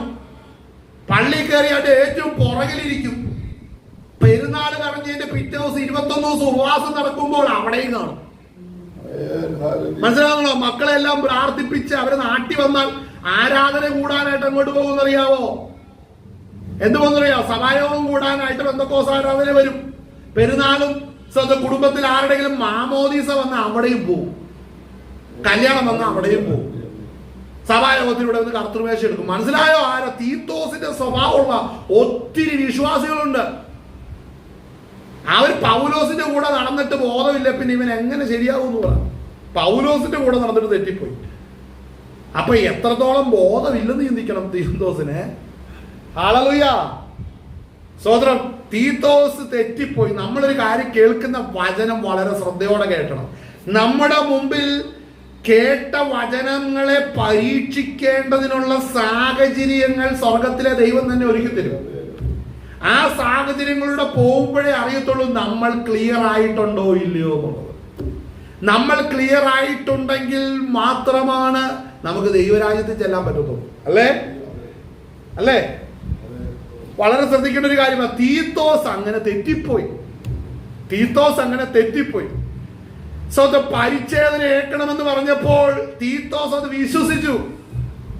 കാരണം അതൊരു വലിയ പ്രശ്നമാണ്. പൗലോസ് പഠിപ്പിച്ചിട്ടുണ്ട്, അറിയിച്ചിട്ടുണ്ട്. പക്ഷേ സ്തോത്രം, ചില കാര്യങ്ങൾ വരുമ്പോ എന്ത് ചെയ്യുമെന്നറിയാമോ? ഉപദേശം ഈ രീതിയിൽ പോകും. നമ്മൾ വചനം പറഞ്ഞു കഴിഞ്ഞ് വചനത്തിന്റെ അകത്തെ ശരിതെറ്റുകൾ, അല്ല വചനം ശരിയാണ്, ജീവിതത്തിന്റെ ശരിതെറ്റുകളുണ്ട്. വചനം വെച്ച് അതിനെ പരിശോധിച്ച് കഴിയുമ്പോൾ ചിലത് ജീവിതത്തിൽ വേണ്ടെന്ന് വെക്കും, വചനം അറിയുന്നത് കൊണ്ട്. തുടർന്ന് എന്ത് ചെയ്യുമെന്നറിയാമോ? കൂട്ടുകെട്ടുകൾ വേറെ വരും. ഈ ബന്ധങ്ങൾ, സ്വന്തങ്ങൾ, കൂട്ടുകെട്ടുകൾ, കൂട്ടുകാർ, ഇവര് വന്നു കഴിയുമ്പോൾ എന്നാ നടക്കുന്നതെന്ന് പറഞ്ഞാൽ നമ്മളിപ്പോ നമ്മുടെ ജീവിതത്തിൽ ചെയ്യാൻ പാടില്ലെന്നൊരു കാര്യം കണ്ടു കഴിഞ്ഞാൽ സ്തോത്രം, അത് ഇപ്പൊ നമ്മൾ പറയട്ടെ, ഇത് ശ്രദ്ധിച്ച് നമ്മൾ ചീത്ത പറയാൻ പാടില്ല. നമ്മളെ നാവിനെ കടിഞ്ഞാടിട്ട് സൂക്ഷിക്കേണ്ട വിഷയമുണ്ട്. എങ്ങനെ? അയോഗ്യമായ കാര്യങ്ങൾ പറയാൻ പാടില്ല, പോഷ്ക്ക് പറയാൻ പാടില്ല. അതറിയാം നമ്മൾ വചനപ്രകാരം പോഷ്ക്ക് പറയരുത്, വ്യാജം പറയരുത്. അത് നമ്മുടെ നാവിനെ നമ്മൾ സൂക്ഷിക്കണം. പക്ഷെ നമ്മൾ കൂട്ടുകാരുടെ കൂടെ വരുമ്പോൾ കൂട്ടുകാർ രക്ഷിക്കപ്പെടാത്തവരുണ്ടെങ്കിൽ അവര് കാര്യങ്ങൾ ഈ വമ്പ് പറയാം, വലിയ സംഭവങ്ങൾ പറയാൻ വേണ്ടി കളവ് പറയുമ്പോൾ നമുക്ക് പിടിച്ചു നിൽക്കണ്ടേ? പിടിച്ചു നിൽക്കാൻ നമ്മൾ രണ്ടെണ്ണം അങ്ങോട്ട് പറയും. മറ്റവനൊന്നും പോകാനില്ല. പോകുന്ന ആർക്കാന്നറിയോ? രക്ഷിക്കപ്പെട്ട നിനക്കാണ്. രക്ഷിക്കപ്പെട്ട തീത്തോസിന് നഷ്ടം വന്നത് എന്താണെന്നറിയാവോ? ദൈവകൃപയാ നഷ്ടം വന്നത്. പരിച്ഛേദനയൊക്കെ ഏറ്റ് സന്തോഷമായിട്ട് തിരിച്ചു വന്നപ്പോഴത്തേനും പൗലോസിനെ കാണിച്ചു. എങ്ങനെയുണ്ട് പൗലോസേ? ഞാൻ പരിച്ഛേദന ഏറ്റിരിക്കുന്നു. നീ പോയി ബാക്കിയുള്ള കാര്യങ്ങൾ ചെയ്തു, അടുത്ത സിനഗോഗിൽ പൊക്കോളനാ അല്ലെ പറയുള്ളൂ. അത് കേട്ടപ്പോൾ പൗലോസിന് ഭയങ്കര എന്ത് സംഭവിച്ചു? ആ ബാക്കി വായിക്കുന്ന എന്താണ്? എന്റെ കൂടെയുള്ള തീത്തോസ് യവനെങ്കിലും പരിച്ഛേദന ഏൽക്കുവാൻ അവനെ ആരും നിർബന്ധിച്ചില്ല. ആരും നിർബന്ധിച്ചില്ല. ഈ ആരും നിർബന്ധിച്ചെന്ന് പറഞ്ഞാൽ പൗലോസിന്റെ ഗ്രൂപ്പിലുള്ള ആരും നിർബന്ധിച്ചില്ല. പക്ഷേ എന്ത് സംഭവിച്ചു? അതോ നുഴഞ്ഞു വന്ന കള്ള സഹോദരന്മാർ നിമിത്തമായിരുന്നു അവർ നമ്മെ അടിമപ്പെടുത്തേണ്ടത്. അപ്പോൾ ശ്രദ്ധിക്കണേ, കള്ള സഹോദരന്മാർ വരുന്നു. ഞാനൊരു കാര്യം, ദൈവകൃപയിൽ ഇരിക്കുന്നവരെപ്പോഴും സൂക്ഷിച്ചോണം. നിങ്ങളോട് കൂട്ടുകൂടാൻ വരുന്നത് ആരാന്ന് വളരെ സൂക്ഷിച്ചോണം. നിന്നോട് ഇടപെടാൻ വരുന്ന ആരാന്ന്, നിന്റെ സഭ വരുന്നവൻ ആരാന്ന് നോക്കിക്കോണം. ഈ കൂട്ടുകൂടാൻ വരുന്നവനൊന്നും ഉപദേശം ഇല്ലെങ്കിൽ നീ അവരുടെ കൂട്ടുകൂടാൻ പോകരുത്. കാര്യം എന്നാന്നറിയാമോ? കുറച്ച് അധികമായി കഴിയുമ്പോൾ ഇവൻ തിരിച്ച് നിന്നെ ഉപദേശിക്കുന്ന എന്നാന്നറിയാവോ? നീ അറിഞ്ഞതൊന്നും ശരിയല്ല, അറിഞ്ഞതൊക്കെ തെറ്റാന്നുള്ള രീതിയിലേക്ക് സംസാരിക്കാൻ തുടങ്ങുമ്പോൾ സ്തോത്രം സ്തോത്രം സ്തോത്രം എന്നും പറഞ്ഞുകൊണ്ടിരിക്കുന്ന ഒത്തിരി പേരുണ്ട്. നിനക്ക് തിരിച്ചു പ്രതികരിക്കാൻ പറ്റാത്ത വ്യക്തികളാണ്. അവരുടെ കൂട്ടുകെട്ട് വേണ്ട എന്ന് പകൽ നേരം മനസ്സിലാക്കുക. നിനക്ക് തിരിച്ച് പ്രതികരണം പറ്റത്തില്ല. എനിക്ക് അറിയാവുന്ന ഒത്തിരി പേരുണ്ട്. ഒന്നെങ്കിൽ സമ്പത്ത് കൊണ്ട് ഉന്നതി നിൽക്കുന്നവർ, അല്ലെങ്കിൽ ജോലി കൊണ്ട് ഉന്നതി നിൽക്കുന്നവര്, വിദ്യാഭ്യാസം കൊണ്ട് ഉന്നതി നിൽക്കുന്നവർ. അവരെന്ത് പറഞ്ഞാലും രക്ഷിക്കപ്പെട്ട നമ്മളത് കേട്ടോണ്ടിരിക്കരുത്. ആട്ടെ ആട്ടെ ആട്ടെ. കാര്യം ഇപ്പൊ ഞാൻ എതിർത്ത് പറഞ്ഞ എന്നാ പറ്റും? അവനിൽ നിന്ന് എനിക്ക് ലഭിക്കേണ്ട ചില നന്മകളും ചിലതൊക്കെ നഷ്ടം വരും. അതിന് ഞാൻ എങ്ങനെയൊക്കെ തലയാട്ടി കേൾക്കാന്നുള്ളവനല്ല രക്ഷിക്കപ്പെട്ടവൻ. കാര്യം പിശാച് പലരെ എഴുന്നേൽപ്പിച്ചോണ്ട് വരും. നീ കൃപയിൽ നിന്ന് അന്യമാകുക എന്നുള്ളതാ. ഇന്ന് പകൽ നേരം നമുക്കൊന്ന് മടങ്ങി വരാം. നമ്മൾ ആരോടും ഇടപെട്ടാലും ഉപദേശത്തിനും സത്യത്തിനുമെതിരെ ആരെങ്കിലും സംസാരിച്ച അതിനെ തലയാട്ടി കേൾക്കരുത്. അടുത്ത വാക്യം വായിച്ചേ. നുഴഞ്ഞു വന്ന കള്ള സഹോദരന്മാർ നിമിത്തമായിരുന്നു അവർ നമ്മെ അടിമപ്പെടുത്തേണ്ടതിന്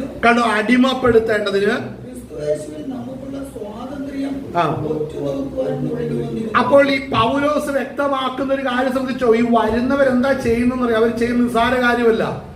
നമ്മളുടെ പ്രാർത്ഥന എങ്ങനെയാ? നമ്മുടെ പ്രാർത്ഥന വെളിപ്പാടോടുകൂടെയാണോ പ്രാർത്ഥിക്കുന്നത്? ചിലരുണ്ട് 35-40 വർഷത്തെ ഒരേ പ്രാർത്ഥന, ഒരു വ്യത്യാസമില്ല. അവരെ ഒന്നും ഒരു ഉപായവും പ്രയോഗിക്കേണ്ട, കൈകൊണ്ട് ഇങ്ങനെ കാണിച്ചാൽ വരും. അത്ര ഉള്ളതൊക്കെ ഈ ശ്രദ്ധിക്കണം. ഇവിടെ പൗലോസ് പറയുന്ന കാര്യം ശ്രദ്ധിക്കുന്നു. ക്രിസ്തുയേശുവിനുള്ള എന്ന് പറഞ്ഞാൽ എന്താണ്? ഈ ക്രിസ്തുയേശുവിനുള്ള സ്വാതന്ത്ര്യം എന്ന് പറഞ്ഞാൽ ദൈവാത്മാവിന്റെ കൃപയിൽ കാര്യങ്ങളെ വിവേചിക്കുന്നുണ്ടോ? വരുന്ന വ്യക്തികളെ ആത്മാവിൽ വിവേചിക്കുന്നുണ്ടോ? വരുന്നവന്റെ ചതിയും വഞ്ചനയും കൃത്യമായി ഡിറ്റക്ട് ചെയ്യുന്നുണ്ടോ എന്ന് ഉള്ളവരെയാണ് ഇവർ നോക്കുന്നത്. ദൈവശബ്ദം കൃത്യമായിട്ട് കേൾക്കുന്ന വ്യക്തിയാണെന്ന് മനസ്സിലാക്കി കഴിഞ്ഞാൽ പിന്നെ അവിടെ ഈ വെള്ളം വെച്ചാൽ പിന്നെ അവിടെ തിളക്കത്തില്ല. ശ്രദ്ധിച്ചോ? അപ്പൊ ചിലരുടെ അടുക്കൽ ചില തന്ത്രങ്ങൾ ഫലിക്കുന്നതിന് കാരണം അവര് വന്ന് നുഴഞ്ഞു വരിക അല്ലേ? പദം ശ്രദ്ധിച്ചോ? നുഴഞ്ഞു വരുന്ന എങ്ങോട്ടാ? ശത്രുവിന്റെ കോട്ടയല്ലേ നുഴഞ്ഞു കയറത്തുള്ളൂ. അപ്പൊ വരുന്നവരെ സംബന്ധിച്ച്, കൊടിയ ചെന്നായെ സംബന്ധിച്ച് ഉപദേശം ഉള്ളിടം എപ്പോഴും ശത്രുവാണ്. അവര് കൊടിയ ചെന്നായെ സംബന്ധിച്ച് ഉപദേശമുള്ള സഭ എപ്പോഴും ശത്രുപാളയമായിരിക്കും. ഉപദേശമുള്ള വ്യക്തി ശത്രുപാളയമായിരിക്കും. ഉപദേശത്തിൽ നിലനിൽക്കുന്ന കുടുംബങ്ങൾ ശത്രുപാളയമായിരിക്കും. അവിടെ എന്നാ വേണം? അവിടെ നുഴഞ്ഞു ചെല്ലുന്ന പറഞ്ഞേക്കുന്നത് അല്ലേ? ഇതിന്റെ അടുത്ത് പ്രാർത്ഥിക്കാതെ ആരാധിക്കാതെയും പിന്മാറ്റത്തിലും പാസ്റ്ററിനിട്ട് കളിച്ചോണ്ടിരിക്കുന്നവനെയൊക്കെ കൃത്യം ഈ വരുന്നവൻ നോട്ട് ചെയ്തിട്ടുണ്ട്. ആ ആന്റിയെ പിടിച്ചാൽ കുഴപ്പമില്ല, ആ അമ്മച്ചിയുടെ പുറകെ പറഞ്ഞ് 2 കാര്യം പറഞ്ഞ് ചാടിച്ചിട്ട് കുഴപ്പമില്ല. ഇങ്ങനെ അവിടെ ഇല്ലാതെ ഇവിടെ ഇല്ലാതെ നടക്കുന്നവരാണ് വഴിതെറ്റി പോകത്തുള്ളൂ. ഏറ്റവും കഷ്ടമെന്ന് പറയട്ടെ, തീത്തോസ് വീണുപോയി അല്ലേ? വേറെ ആര് വീണു പോകുന്നതിലും കഷ്ടമാണ് ശുശ്രൂഷയിൽ ഇരിക്കുന്നവൻ വീണുപോയി. അതൊരു അവസ്ഥയും ശ്രദ്ധിച്ചേ. ഈ പൗലോസ് പരസ്യമായ ശുശ്രൂഷകളെല്ലാം നടത്തി സഭതോറും ചെല്ലുമ്പോൾ തീത്തോസ് കൂടെ ഉണ്ടല്ലോ. തീത്തോസ് കൂടെ നിൽക്കുന്ന സമയത്ത് ഇവൻ ഈ പരിച്ഛേദനയായിട്ട് നിൽക്കുമ്പോൾ ന്യായപ്രമാണം ശരിയല്ല, ന്യായപ്രമാണത്തിന് പൂർണ്ണതയില്ല, യേശുക്രിസ്തു വിശ്വസിക്കുക നിമിത്തമാണ് ദൈവത്തിന്റെ നീതി അവന്റെ മേൽ വരുവുള്ളൂ എന്ന് പറഞ്ഞിട്ട് അടുത്ത് നിൽക്കുന്ന ട്രാൻസ്ലേറ്റ് ചെയ്യുന്ന തീത്തോസ് പരിച്ഛേദന ചെയ്തിട്ട് നിൽക്കുകയാണ്. ഒന്ന് ഓർത്ത എന്റെ അവസ്ഥ എന്നാ, ഭയങ്കരമല്ലേ? ഹല്ലേലൂയ. ആത്മീകത്തിന്റെ ബലഹീനത നിമിത്തമാണ് ഇതൊക്കെ സംഭവിക്കുന്നത്. ആത്മീകത്തിന്റെ ബലഹീനതയാണ് ഇതുപോലെ സംഭവിക്കുന്നത്. ഒന്ന് വായിച്ചേ. അപ്പൊ അതൊന്ന് വായിച്ചേ. സത്യം നിങ്ങളോട് കൂടെ നിലനിൽക്കേണ്ടതിന് ഞങ്ങൾ അവർക്ക് ഒരു നാഴിക പോലും വഴങ്ങി കൊടുത്തില്ല. പ്രമാണികളായവരോ അവർ പണ്ട് എങ്ങനെയുള്ളവർ ആയിരുന്നാലും എനിക്ക് ഏതുമില്ല. ദൈവം മനുഷ്യന്റെ മുഖം നോക്കുന്നില്ല. പ്രമാണികൾ എനിക്ക് ഒന്നും ഗ്രഹിപ്പിച്ചു തന്നിട്ടില്ല. നേരെ മറിച്ച് പരിച്ഛേദനയുടെ അപ്പോസ്തലത്തിനായി പത്രോസിനോടുകൂടെ വ്യാപരിച്ചവൻ ജാതികൾക്കായി എന്നോട് കൂടെ വ്യാപരിച്ചതുകൊണ്ട്. അപ്പോൾ ശ്രദ്ധിക്കണം, അവിടെ വായിക്കുന്നത് പൗലോസ് നുഴങ്ങി വന്ന കള്ളസഹോദരന്മാർ നിമിത്തമായിരുന്നു അവർ നമ്മെ അടിമപ്പെടുത്തേണ്ടതിന് ക്രിസ്തുവേശു നമുക്കുള്ള സ്വാതന്ത്ര്യം ഒറ്റ നോക്കുവാൻ നുഴങ്ങി വന്നിരിക്കുന്നു. 5-ാം വാക്ക് ശ്രദ്ധിച്ചോ?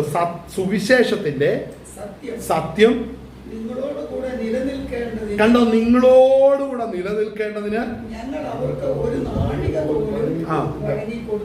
എന്ന് പറഞ്ഞാൽ എന്തായാലും അർത്ഥം? ഗലാത്യ സഭയ്ക്ക് ലേഖനം എഴുതുന്ന സമയത്ത് സ്വതന്ത്രം സഭയ്ക്കകത്തെ അവസ്ഥ എന്താണെന്ന് ശ്രദ്ധിച്ചോ? പൗലോസ് ആയിരുന്ന സഭയ്ക്കകത്ത് രണ്ട് ഗ്രൂപ്പാ. വന്ന ഗ്രൂപ്പ് ഒന്ന്, പൗലോസിന്റെ ഗ്രൂപ്പ് മറ്റൊന്ന്.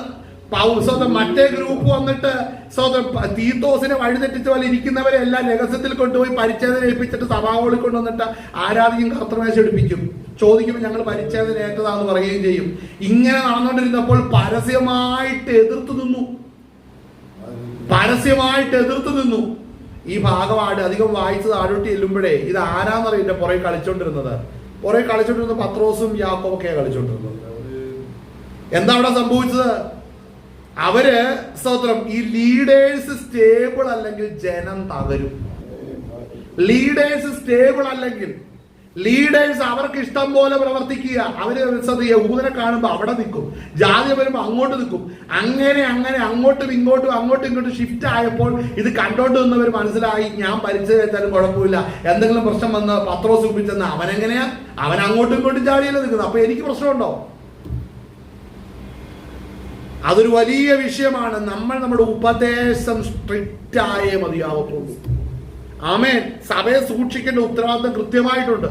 ഇന്നത്തെ സഭകളുടെ അകത്താണ് പറയുന്നത് സഭ രണ്ട് ഭിന്നതയിലാണ്. നമുക്ക് കൈകോർത്ത് നമുക്ക് പ്രാർത്ഥിക്കാം. എന്ത്? സഭയുടെ ഐക്യത്തിനായിട്ട്. എങ്ങനെ വഴിതെറ്റിയ തീത്തോസിനെയും സ്വന്തം നേരെ ഉപദേശിക്കുന്ന പൗലോസിനെയും വന്നിരിക്കുന്ന കള്ളപ്രവാചകന്മാരെല്ലാം ഐക്യതയിൽ വരണം. അല്ലേ? കള്ളപ്രവാചകന്മാരും വന്നിരിക്കുന്ന കൊടിയെന്നാണ് ഞാൻ പറയുന്നത്. ഈ വഴിതെറ്റിക്കുന്ന ഉപദേശം പറയുന്നവരും പൗലോസും സഭയെല്ലാം വളരെ ഐക്യത്തിലേക്ക് വരണം. നമ്മളങ്ങനെ രണ്ട് തോണി നിൽക്കാനുള്ളവരല്ല. ഇതാര് പറയും? ഞാൻ പറയാം, പത്രോസ് പറയും ഈ ഡയലോഗ്. ഇതൊക്കെ പറയുന്നത് എന്തുകൊണ്ടാണെന്നറിയാമോ? സത്യവചനത്തിന് വേണ്ടി നിൽക്കാത്തത് കൊണ്ടാണ്. എന്നാൽ മനസ്സിലാക്കേണ്ട ഒരു കാര്യമുണ്ട്. ജീവിതത്തിന്റെ നല്ലൊരു ഭാഗം പൊട്ടത്തരമൊക്കെ കാണിച്ച് ജീവിച്ചാലും അവസാന സമയത്ത് എന്നാ നടന്നു നമുക്കൊന്ന് കാണാം. നമുക്ക് പത്രോസ് എഴുതിയ സ്തോത്രം അതിന്റെ 2-ാം ലേഖനം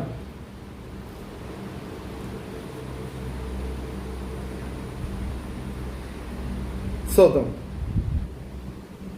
അതിന്റെ 13 മുതൽ വായിച്ചേ. പത്രോസ് 2-ാം ലേഖനം 1-ാം അധ്യായം അതിന് 13-ാം വാക്യം മുതൽ വായിച്ചാട്ടെ. വേഗം നിർത്താം.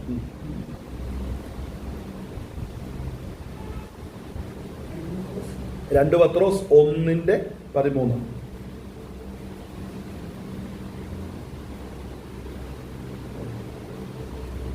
വായിച്ചു. നമ്മുടെ കർത്താവായ യേശുക്രിസ്തു എനിക്ക് അറിവ് തന്നതുപോലെ എന്റെ കൂടാരം പൊളിഞ്ഞു പോകുവാൻ അടുത്തിരിക്കുന്നു എന്ന് അറിഞ്ഞിരിക്കുകയാണ്. എന്താണ് ആ വാക്കിന്റെ അർത്ഥം? കർത്താവായ യേശുക്രിസ്തു പത്രോസിന് ആലോചന കൊടുത്തു. നിന്റെ ആയുസ് തീരാൻ പോകുകയാണ്. അപ്പൊ ഞാനിത് നമ്മുടെ വിഷയം മറ്റൊന്നാണെങ്കിലും എനിക്കിത് വായിച്ചപ്പോൾ എൻ്റെ ഉള്ളത്തോട് പരിശുദ്ധാത്മ ഇടപെട്ടൊരു കാര്യമുണ്ട്. നമ്മൾ കൃപയിലാണ്, ഭക്തിയിലാണെങ്കിൽ നമ്മുടെ അവസാന കാലമാകുമ്പോൾ പരിശുദ്ധാത്മ നമുക്ക് ബോധ്യം തരും. അവസാന കാലമാകുമ്പോൾ നമുക്ക് ബോധ്യം തരും. എന്താ ബോധ്യം തരുന്നത്?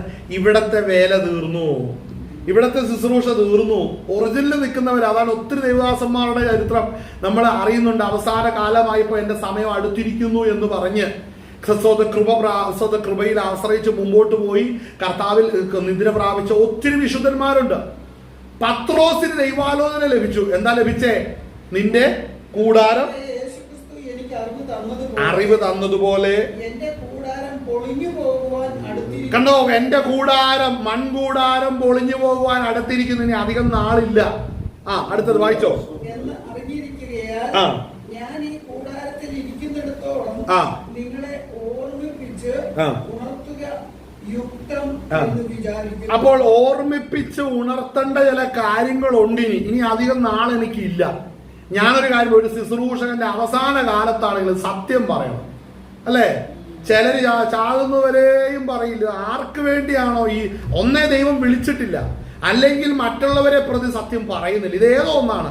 അല്ലെങ്കിൽ സംഘടന ശക്തമായ എതിർപ്പ് പ്രകടിപ്പിക്കുന്നത് കൊണ്ട് സത്യം പറയാതെ മുമ്പോട്ട് പോകുന്ന ഒത്തിരി ശുശ്രൂഷകർ പറയില്ല. ജനം പോകുമെന്ന് ഭയപ്പെട്ട് അവരുടെ മേൽസ്തോത്രം ശക്തമായ നിയന്ത്രണങ്ങൾ വെച്ച് അവരെ കൊണ്ട് സത്യം പറയിപ്പിക്കാതെ ജനത്തിന്റെ, അല്ലെങ്കിൽ സ്ട്രെങ്ത് ഒരു വിഷയം, അല്ലേ? പോപ്പുലേഷൻ ഒരു വിഷയമാണ്. സഭയുടെ സ്ട്രെങ്ത് വലിയൊരു വിഷയമാണ്. കാര്യം, എനിക്ക് ഇത്ര ആടുണ്ട്, അവൻ ഇത്ര ആടുണ്ടെന്ന് സെൻട്രിൽ കൊണ്ടുവന്ന് അല്ലെങ്കിൽ കേന്ദ്രത്തിൽ കൊണ്ടുവന്ന് റിപ്പോർട്ട് കൊടുക്കുമ്പോൾ ആട് കുറഞ്ഞു പോയെങ്കിൽ നമ്മൾ കണക്ക് ബോധിപ്പിക്കണ്ടേ? മനസ്സിലാക്കണം, അവര് ദൈവത്തിന്റെ വേലക്കാരല്ല, മനുഷ്യരുടെ വേലക്കാരാണ്. മനുഷ്യരുടെ വേലക്കാർ മനുഷ്യർക്ക് റിപ്പോർട്ട് കൊടുക്കണം. ദൈവത്തിന്റെ വേലക്കാർ ദൈവം ഏൽപ്പിച്ച ആളുകളെ പരിപാലിച്ച് ദൈവത്തിന് റിപ്പോർട്ട് കൊടുക്കണം. മനസ്സിലാകുന്നുണ്ടോ? അതാണ് ദൈവവേലയും മനുഷ്യവേലയും തമ്മിലുള്ള വ്യത്യാസം.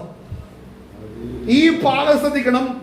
ഇവിടെ പത്രോസ് പറയുന്നു, എന്റെ കൂടാരം പൊളിഞ്ഞു പോകുവാൻ അടുത്തിരിക്കുന്നു എന്നറിഞ്ഞിരിക്കുകയാൽ ഞാൻ ഈ കൂടാരത്തിൽ ഇരിക്കുന്നിടത്തോളം നിങ്ങളെ ഓർമ്മിപ്പിച്ച് ഉണർത്തുക യുക്തം എന്ന് വിചാരിക്കുന്നു. അടുത്ത് വായിച്ചേ. നിങ്ങൾ അത് എന്റെ നിര്യാണത്തിന്റെ ശേഷം എപ്പോഴും ഓർത്തുകൊള്ളുവാൻ തക്കവണ്ണം ഞാൻ ഉത്സാഹിക്കും. ഞങ്ങൾ നമ്മുടെ കർത്താവായ യേശുക്രിസ്തുവിന്റെ ശക്തിയും പ്രത്യക്ഷതയും നിങ്ങളോട് അറിയിച്ചത് നിർമ്മിത കഥകളെ പ്രമാണിച്ചിട്ടല്ല, അവന്റെ മഹിമ കണ്ട സാക്ഷികളായി തീർന്നിട്ടത്രേ. അടുത്തത്, ഇവൻ എന്റെ പ്രിയപുത്രൻ, ഇവനിൽ ഞാൻ പ്രസാദിച്ചിരിക്കുന്നു എന്നുള്ള ശബ്ദം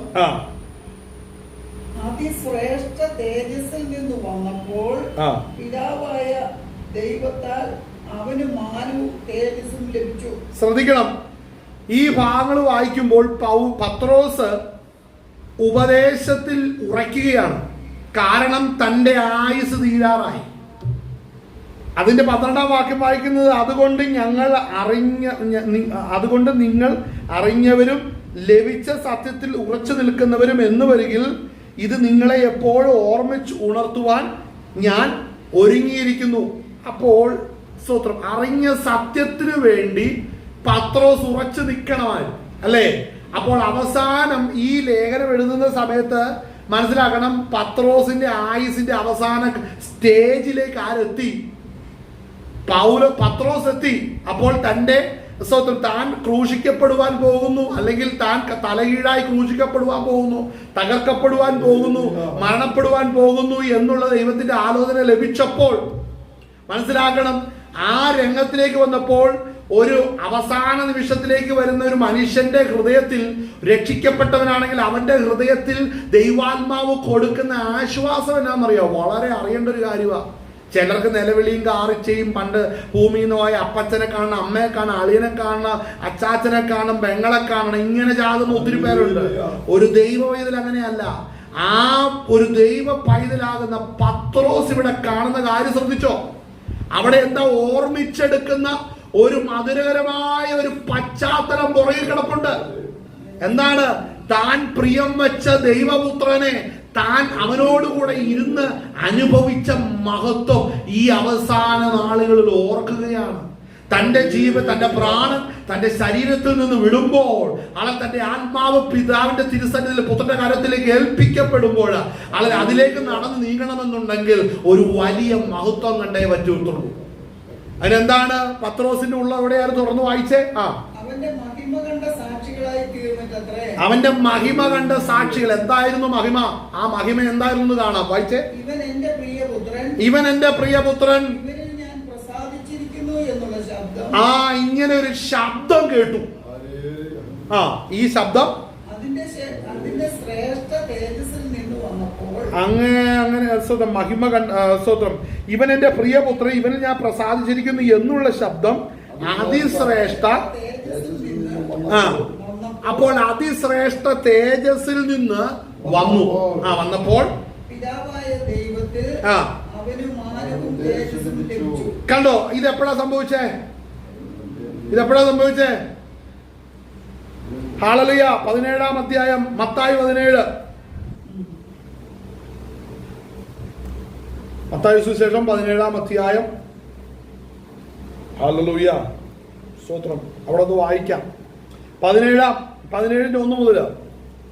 6 ദിവസം കഴിഞ്ഞ ശേഷം യേശു പത്രോസിനെയും യാക്കോബിനെയും അവന്റെ സഹോദരനായ യോഹന്നാനെയും കൂട്ടി തനിച്ച് ഒരു ഉയർന്ന മലയിലേക്ക് കൊണ്ടുപോയി. അവിടെ വായിക്കണം. അവരുടെ മുമ്പാകെ രൂപാന്തരപ്പെട്ടു. അവന്റെ മുഖം സൂര്യനെ പോലെ ശോഭിച്ചു. അടുത്ത് അവന്റെ വസ്ത്രം വെളിച്ചം പോലെ വെള്ളയായി തീർന്നു. വായിച്ചേ. വെള്ളയായി തീർന്നു.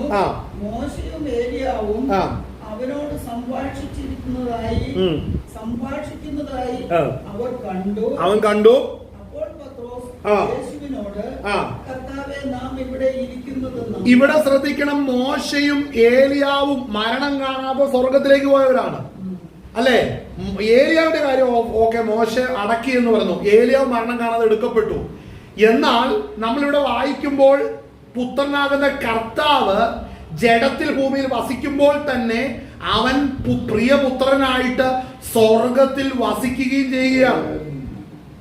പുത്രൻ ജഡത്തിൽ ഭൂമിയിൽ ഇരിക്കുമ്പോൾ തന്നെ പിതാവിന്റെ സന്നിധിയിൽ പുത്രൻ വസിക്കും. കാര്യം പിതാവ് പുത്രനിൽ വസിച്ചുകൊണ്ട് പിതാവിന്റെ ഇഷ്ടം വെളിപ്പെടുത്തുകയാണ്. മനസ്സിലാകുന്നുണ്ടോ? അപ്പോൾ സ്തോത്രം, ഇവിടെ നമ്മൾ കാണുന്ന രംഗം എന്നാന്ന് ചോദിച്ചിട്ടുണ്ടെങ്കിൽ പുത്രനാകുന്ന കർത്താവിന്റെ ശരീരം രൂപാന്തരപ്പെട്ടു. അവൻ ദൈവരൂപത്തിലേക്ക് അവിടെ വരികയാണ്. ശ്രദ്ധിക്കണം. അവൻ ജഡരൂപത്തിലിരുന്ന് ദൈവപുത്രൻ പെട്ടെന്ന് ദൈവപുത്രൻ ദൈവരൂപത്തിൽ വരികയാണ്. എങ്ങനെ? അവന്റെ വസ്ത്രം പ്രകാശമായി, ശരീരം പ്രകാശമായി തീർന്നു. അപ്പോൾ മുഖം സൂര്യനെ പോലെ ശോഭിക്കുന്ന ഒരു ശോഭ അവിടെ വെളിപ്പെട്ടപ്പോൾ അവന്റെ വെളിച്ചത്തിൽ 2 പേര് നിൽക്കുന്നത് കണ്ടു. അങ്ങനെയല്ലേ വായിച്ചേ? മോശയും ഏലിയാവും അവനോടുകൂടെ സംഭാഷിക്കുന്നതായി കണ്ടോ? ഇപ്പോൾ ശ്രദ്ധിക്കണം. വർഷങ്ങൾക്ക് മുമ്പ് ഭൂമിയിൽ നിന്ന് മാറ്റപ്പെട്ടു പോയ 2 പേരോട് ഈ കർത്താവ് സംസാരിക്കുന്നത് കണ്ടു. അപ്പോൾ എന്ത് മനസ്സിലായി? തലമുറയായി ഞങ്ങളുടെ സങ്കേതമാകുന്ന കർത്താവ് ദൈവപുത്രനാകുന്ന ക്രിസ്തുവ. തലമുറയായി, അല്ലേ? അങ്ങനെയല്ലേ വായിക്കുന്നത്? സ്തോത്രം. 90-ാം സങ്കീർത്തനം വായിക്കുന്ന ആ സംഭവം നമ്മൾ കാണുന്നവൻ തലമുറയായാണ് ഇരിക്കുന്നത്. ശ്രദ്ധിക്കണം. മോശ ഏലിയാവിനെ കണ്ടിട്ടില്ല, ഏലിയാവ് മോശ കണ്ടിട്ടില്ല. പക്ഷെ ദൈവപുത്രന്റെ പ്രസൻസില് മോശ ഏലിയാവ് നിൽക്കുന്നത് പത്രോസ് കണ്ടു. പക്ഷേ തേജസ് പ്രാപിച്ചു നിൽക്കുന്ന 3 വ്യക്തികൾ, കർത്താവായ യേശു ക്രിസ്തു, അതുപോലെ തന്നെ മോശയും ഏലിയാവും, ഇവർ 3 പേരും അവിടെ നിൽക്കുമ്പോൾ ആ തേജസ്സുള്ള ശരീരം പ്രാപിക്കാത്ത പത്രോസ് പാവജഡത്തിൽ ഇരുന്നു കൊണ്ട് ജഡത്തിൽ ചില പദങ്ങൾ തന്റെ വായിലൂടെ സംസാരിച്ചു. ആരോട്? തേജസ്സിൽ ഇരിക്കുന്നവനോട് സംസാരിച്ചു. ഹല്ലേലൂയ. തേജസ്സിൽ ഇരിക്കുന്നവനോട് സ്തോത്രം. ജഡീകൻ സംസാരിച്ചപ്പോൾ ദൈവത്തിന്റെ സ്റ്റാൻഡേർഡ് അനുസരിച്ചുള്ള പ്രതികരണം സ്വർഗത്തിൽ നിന്ന് വന്നു. പുത്രൻ മോശയോടും ഏലിയാവിനോടും സംസാരിക്കുമ്പോൾ പുത്രനോട് ഒരുവൻ സംസാരിച്ചാൽ പുത്രൻ തേജസ് പ്രാപിച്ച് നിൽക്കുന്ന രംഗത്തിൽ ദൈവത്തിന്റെ പുത്രനാണ്. അപ്പോൾ പുത്രനെ കുറിച്ചോ പുത്രനോടോ മാനുഷിക ശബ്ദം കടന്നു ചെന്നാൽ അതിനോട് പ്രതികരിക്കുന്നത് സ്വർഗീയ പിതാവാണ്. അല്ലേ? എന്താണ് ആ വായിക്കുന്ന വാക്യം വായിച്ചേ? അപ്പോൾ പത്രോസ് യേശുവിനോട് കർത്താവേ, നാം ഇവിടെ ഇരിക്കുന്നത് നന്ന്. നിനക്ക് സമ്മതമെങ്കിൽ ഞാനിവിടെ 3 കുടിൽ ഉണ്ടാക്കും. അവൻ ഉണ്ടാക്കുന്നത് ഭൂമിയിൽ നശിക്കുന്നവരുടെ ഇടയിൽ സ്തോത്രം അവൻ ഉണ്ടാക്കുന്ന കുടിൽ സ്തോത്രം ഹാലലിയ പരിധികളുള്ളത്. എന്നാൽ ഇവർ ആർക്ക് വേണ്ടി ഉണ്ടാക്കി കൊടുക്കുന്നു? പുത്രനാകുന്ന ക്രിസ്തു, ഏലിയാവും മോശയും ഇന്ന് പരിധികൾക്ക് അപ്പുറത്ത് കാണപ്പെടുന്ന ഒരു കെട്ടിടത്തിൽ വസിക്കേണ്ടാത്ത നിലവാരത്തിലേക്ക് ഉയർത്തപ്പെട്ട 3 പേർക്ക് വേണ്ടി കാണപ്പെടുന്ന ഒരു കൂടാരം ഉണ്ടാക്കി കൊടുത്താൽ ഇരിക്കുവോ അവിടെ? ഹല്ലേലൂയ. വായിച്ചേ. ഒന്ന് നിനക്കും ഒന്ന് മോശയ്ക്കും ഒന്ന് ഏലിയാവിനും എന്ന് പറയും. അപ്പോൾ ശ്രദ്ധിക്കണം, ഇങ്ങനെ ഒരു അവസ്ഥ വന്നപ്പോൾ ഇനി ഇതിന് ശേഷം മാസങ്ങൾ കഴിയുമ്പോൾ അല്ലെങ്കിൽ ദിവസങ്ങൾ കഴിയുമ്പോൾ എന്ത് സംഭവിക്കുന്നു? സ്തോത്രം, പെന്തക്കോസ് നാൾ വരുമ്പോൾ ഒരു ഇടിമുഴക്കം പോലെ സ്വർഗത്തിൽ നിന്ന് പരിശുദ്ധാത്മാവ് ഇറങ്ങി വരണം. അത് ഇറങ്ങി വന്ന് 120 പേരുടെ മേലും വന്ന് അവർ അന്യഭാഷകൾ സംസാരിക്കുമ്പോൾ ആദ്യ ഫലം എന്ന വണ്ണം പത്രോസ് അതിന് നടുവിൽ എഴുന്നേറ്റ് നിന്ന് പ്രസംഗിക്കണം. അങ്ങനെ പ്രസംഗിക്കുന്നവൻ സ്വന്തം ഉയരത്തിലേക്ക് നോക്കി ഉയരത്തിൽ നിന്ന് ചിലത് കണ്ട് അത് അനുഭവിച്ച് അത് കേൾക്കുന്നുണ്ടെങ്കിൽ മാത്രമാ 120 പേരുടെ നടുവിൽ സാക്ഷ്യം വഹിക്കാൻ കഴിയത്തുള്ളൂ. അപ്പോൾ നമ്മുടെ എല്ലാം ജീവിതത്തിൽ അസാധാരണമായ ചില ആത്മീക അനുഭവങ്ങൾ വരുമ്പോൾ ശ്രദ്ധിച്ചോണം, ഇത് അസാധാരണമായ ചില ദൈവപ്രവൃത്തികൾക്ക് വേണ്ടിയാണ് ഇങ്ങനെയുള്ള വഴികളിലൂടെ ദൈവം ഒരു ദൈവ പൈതലിനെ നടത്തുന്നത്. അല്ലേ? ഞാൻ പറഞ്ഞു വരുന്നതിന്റെ രംഗം ശ്രദ്ധിക്കണം. ഇവിടെ ഈ 3 കൂടുതൽ ഉണ്ടാക്കാമെന്ന് പത്രോസ് പറഞ്ഞു. ഒന്ന് നിനക്കും ഒന്ന് ഏലിയാവിനും ഒന്ന് മോശയ്ക്കും. അടുത്ത് വായിച്ചേ. അവൻ പറയുമ്പോൾ തന്നെ കണ്ടോ, പ്രകാശമുള്ളൊരു മേഘം അവരുടെ മേൽ നിഴലിട്ടു.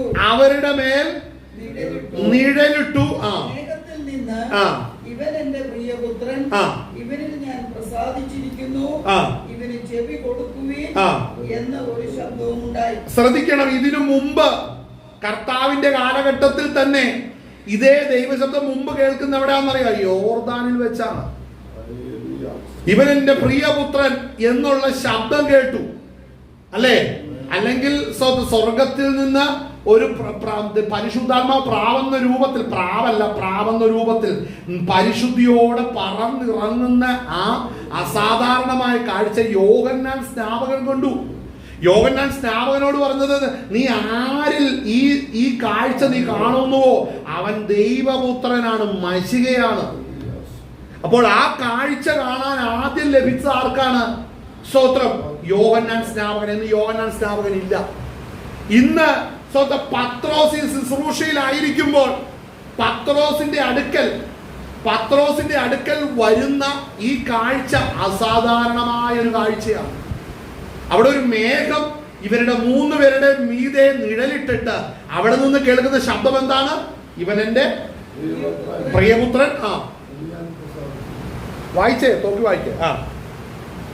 ഇവൻ എന്റെ പ്രിയപുത്രൻ, ഇവനിൽ ഞാൻ പ്രസാദിച്ചിരിക്കുന്നു, ഇവന് ചെവി കൊടുക്കുവിൻ എന്നൊരു ശബ്ദവും ഉണ്ടായി.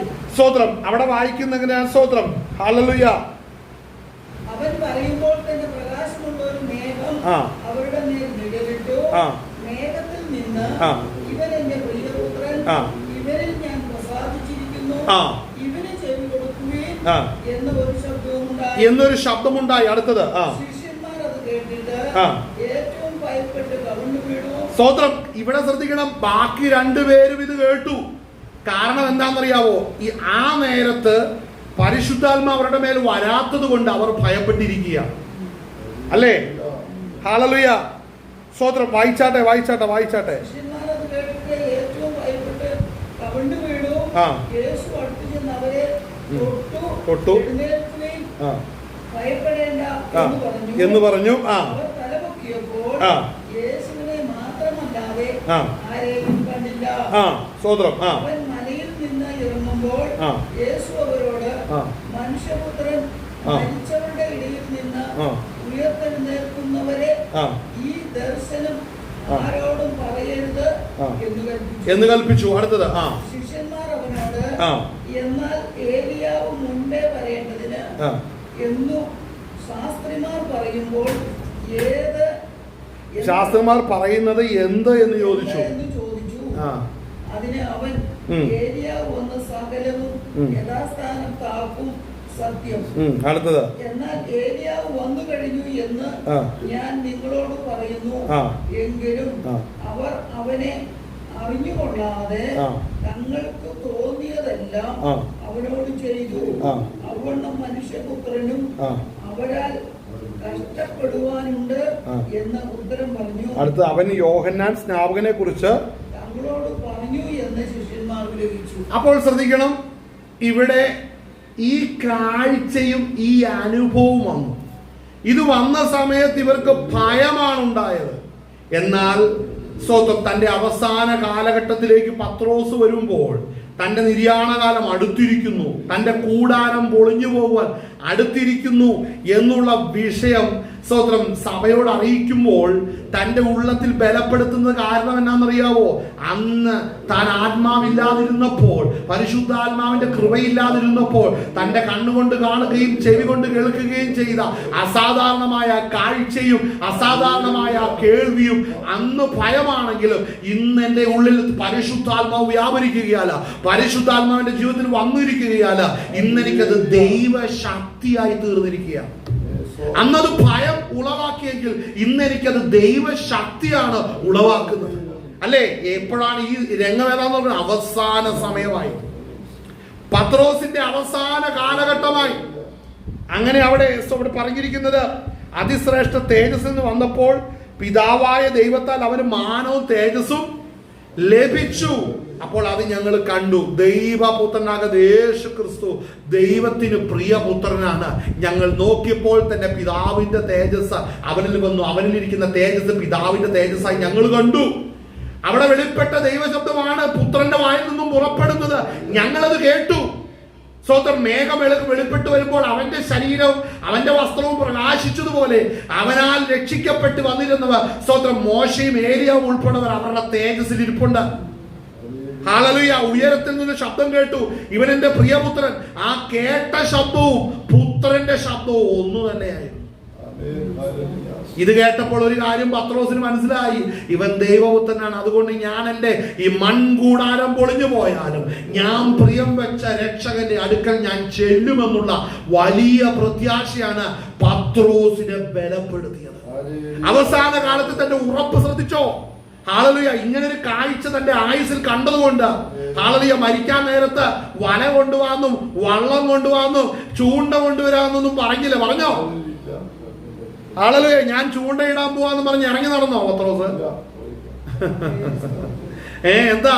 ഇതാണ് രക്ഷിക്കപ്പെട്ടവന് രക്ഷിക്കപ്പെടാത്തവന് തമ്മിലുള്ള വ്യത്യാസം. നിന്റെ ഉള്ളത്തെ മധുരിപ്പിക്കുന്നത് ക്രിസ്തു അല്ലെങ്കിൽ നിന്റെ ഉള്ളത്തിൽ മധുരമായിരിക്കുന്നതിന്റെ പിന്നിൽ നിന്റെ നിര്യാണ കാലമാകുമ്പോൾ നീ പോകേണ്ടി വരും. മനസ്സിലാകുന്നുണ്ടോ? നിന്റെ ഉള്ളത്തെ മധുരിപ്പിക്കുന്നത് ഹല്ലേലൂയ സ്തോത്രം ഇതുപോലെ തേജസ്സേറിയതാണെങ്കിൽ നീ ആ തേജസ്സിൽ ചേർക്കപ്പെടുകയും ചെയ്യും. അപ്പോൾ ശുശ്രൂഷകനെ സംബന്ധിച്ച് അവന്റെ മുൻകാലങ്ങളിലേക്ക് അവൻ തിരിഞ്ഞു നോക്കുമ്പോൾ അവന്റെ ഉള്ളത്തെ സന്തോഷിപ്പിച്ചതാണ് അവസാന കാലങ്ങളിൽ അവന്റെ പ്രത്യാശ എന്ന് പറയുന്നത്. അതുകൊണ്ട് പൗലോസ് വ്യക്തമായി പറഞ്ഞു, ഞാൻ ലജ്ജാകരമായ രഹസ്യങ്ങളൊന്നും മൂടി വെച്ചില്ല, ഞാൻ ഉള്ളതെല്ലാം തുറന്നു പറഞ്ഞു. കണ്ടോ? ഇതാണ് ആ പ്രാഗൽഭ്യം. എത്ര പേർക്കുണ്ട്? ചിലർ മരിക്കാൻ നേരത്ത്, ചില ശുശ്രൂഷകന്മാരുടെ കാര്യം ഞാൻ കേട്ടിട്ടുണ്ട്, മരിക്കാൻ നേരത്ത് തെറി പറഞ്ഞ് ചാകേണ്ടി വരിക. ചിലർ നിരാശ, ഭയങ്കര നിരാശ. എന്താ? ഞാൻ ഒന്നും പറഞ്ഞില്ല. എന്നിട്ട് അവസാനം ഈ പ്രഷറെല്ലാം കയറിയിട്ട് അല്ലെങ്കിൽ അകത്തേക്ക് ഈ ചിന്തയെല്ലാം കൂടെ കയറിയിട്ട് മരിക്കാൻ കിടക്കുമ്പോഴാണ് സത്യങ്ങളെല്ലാം വിളിച്ചു പറയുന്നത്. ഇത് പറയേണ്ട സമയത്ത് പറയണത്. ഇത് നീ വെളിപ്പെടുത്തേണ്ട സമയത്ത് വെളിപ്പെടുത്തണം. നീ നിമിത്തം ഒരു തീത്തോസ് വഴിതെറ്റിയിട്ടുണ്ടെങ്കിൽ അത് യഥാസ്ഥാനപ്പെടുത്തണം കേട്ടോ. അതുകൊണ്ട് എന്താണെന്നറിയാവോ?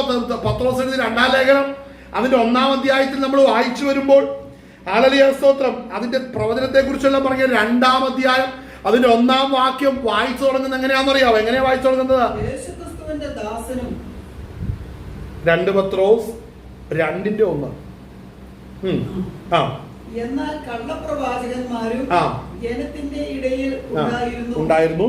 അങ്ങനെ നിങ്ങളുടെ ഇടയിൽ ഉപദേഷ്ടാക്കന്മാർ ഉണ്ടാകും. കണ്ടോ, അവസാനം അവർ നാശകരമായ മതഭേദങ്ങളെ നുഴയിച്ച് തങ്ങളെ വിലയ്ക്ക് വാങ്ങിയ നാഥനെ തള്ളിപ്പറഞ്ഞ് തങ്ങൾക്ക് തന്നെ ശീഘ്രനാശം വരുത്തും. കണ്ടോ, ഇത് തന്നെയല്ലേ പൗലോസ് അപ്പോസ്തലൻ 20-ാം അധ്യായത്തിന്റെ അകത്ത് അപ്പോസ്തല പ്രവൃത്തികൾ കാണുന്നത്. ഇത് തന്നെയല്ലേ ഒന്നും മറച്ചു വെക്കാതെ പൂർണ്ണമായി വെളിപ്പെടുത്തിയ പൗലോസ് പറയുന്നത്, ചില കൊടിയ ചെന്നായ്ക്കൾ നിങ്ങളുടെ ഇടയിൽ എഴുന്നേൽക്കും. അവരെന്താ ചെയ്യുന്നത്?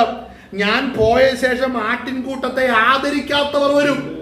എന്തിനാണ് ആദരിക്കുന്നത്?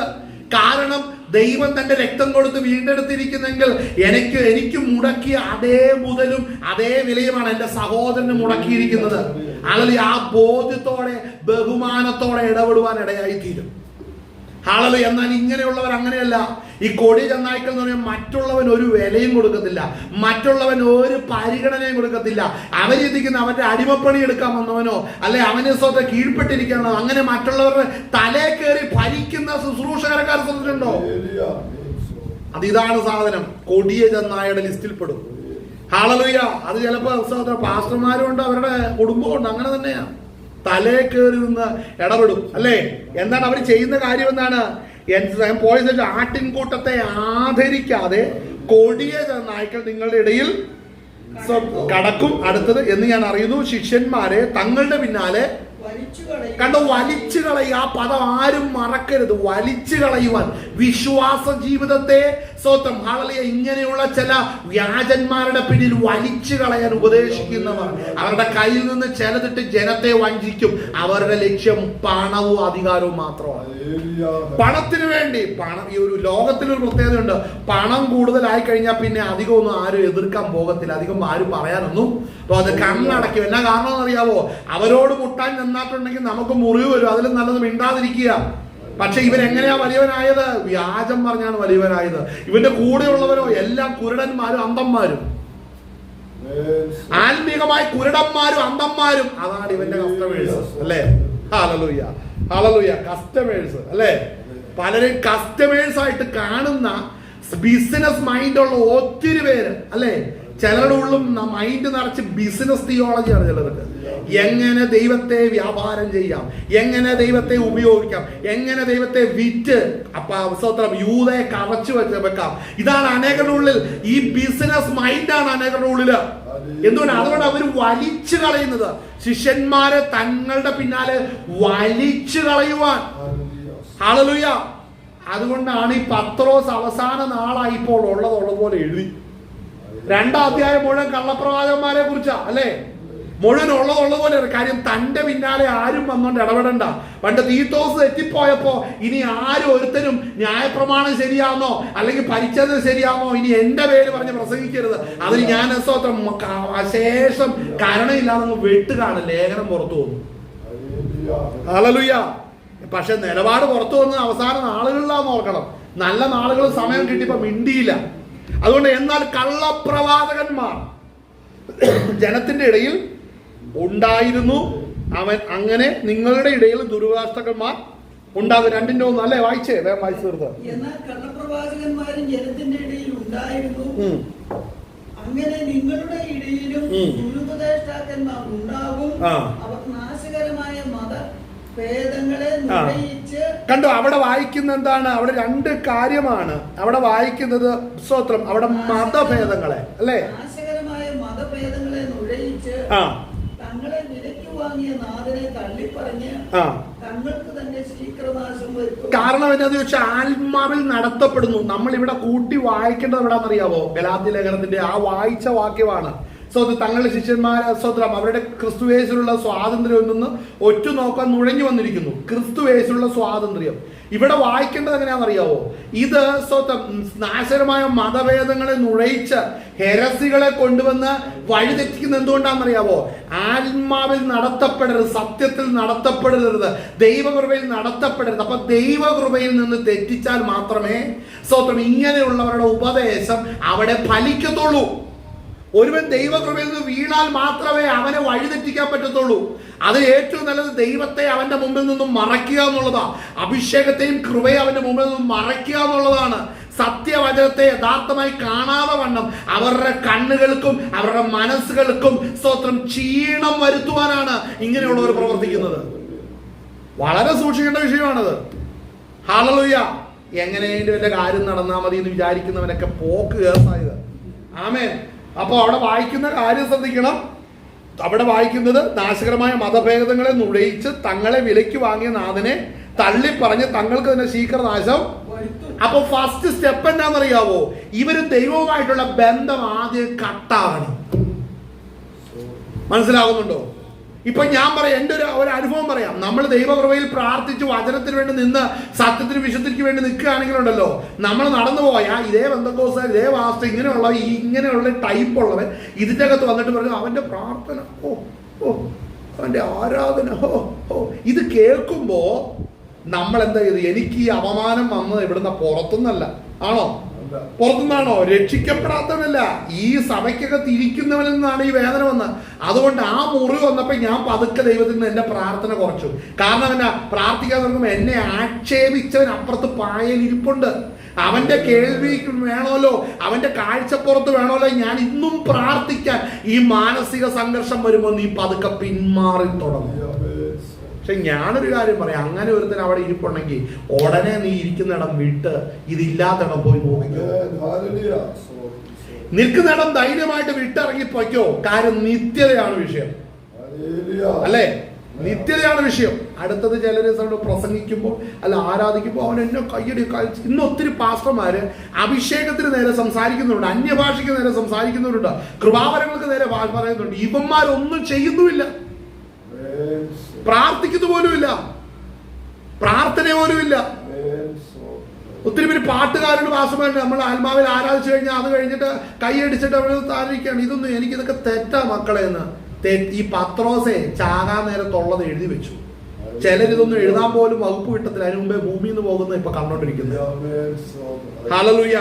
കാര്യങ്ങൾ ഗ്രഹിക്കണം. ഈ വചനം നമ്മൾ ആഴത്തിൽ നമ്മൾ തിരിച്ചറിയേണ്ട കാര്യമാണ്. മതഭേദങ്ങളെ നുഴയിച്ച് തങ്ങൾക്ക് വിലയ്ക്ക് വാങ്ങിയ നാഥനെ തള്ളിപ്പറഞ്ഞ് തങ്ങൾക്ക് തന്നെ ശീഘ്രനാശം.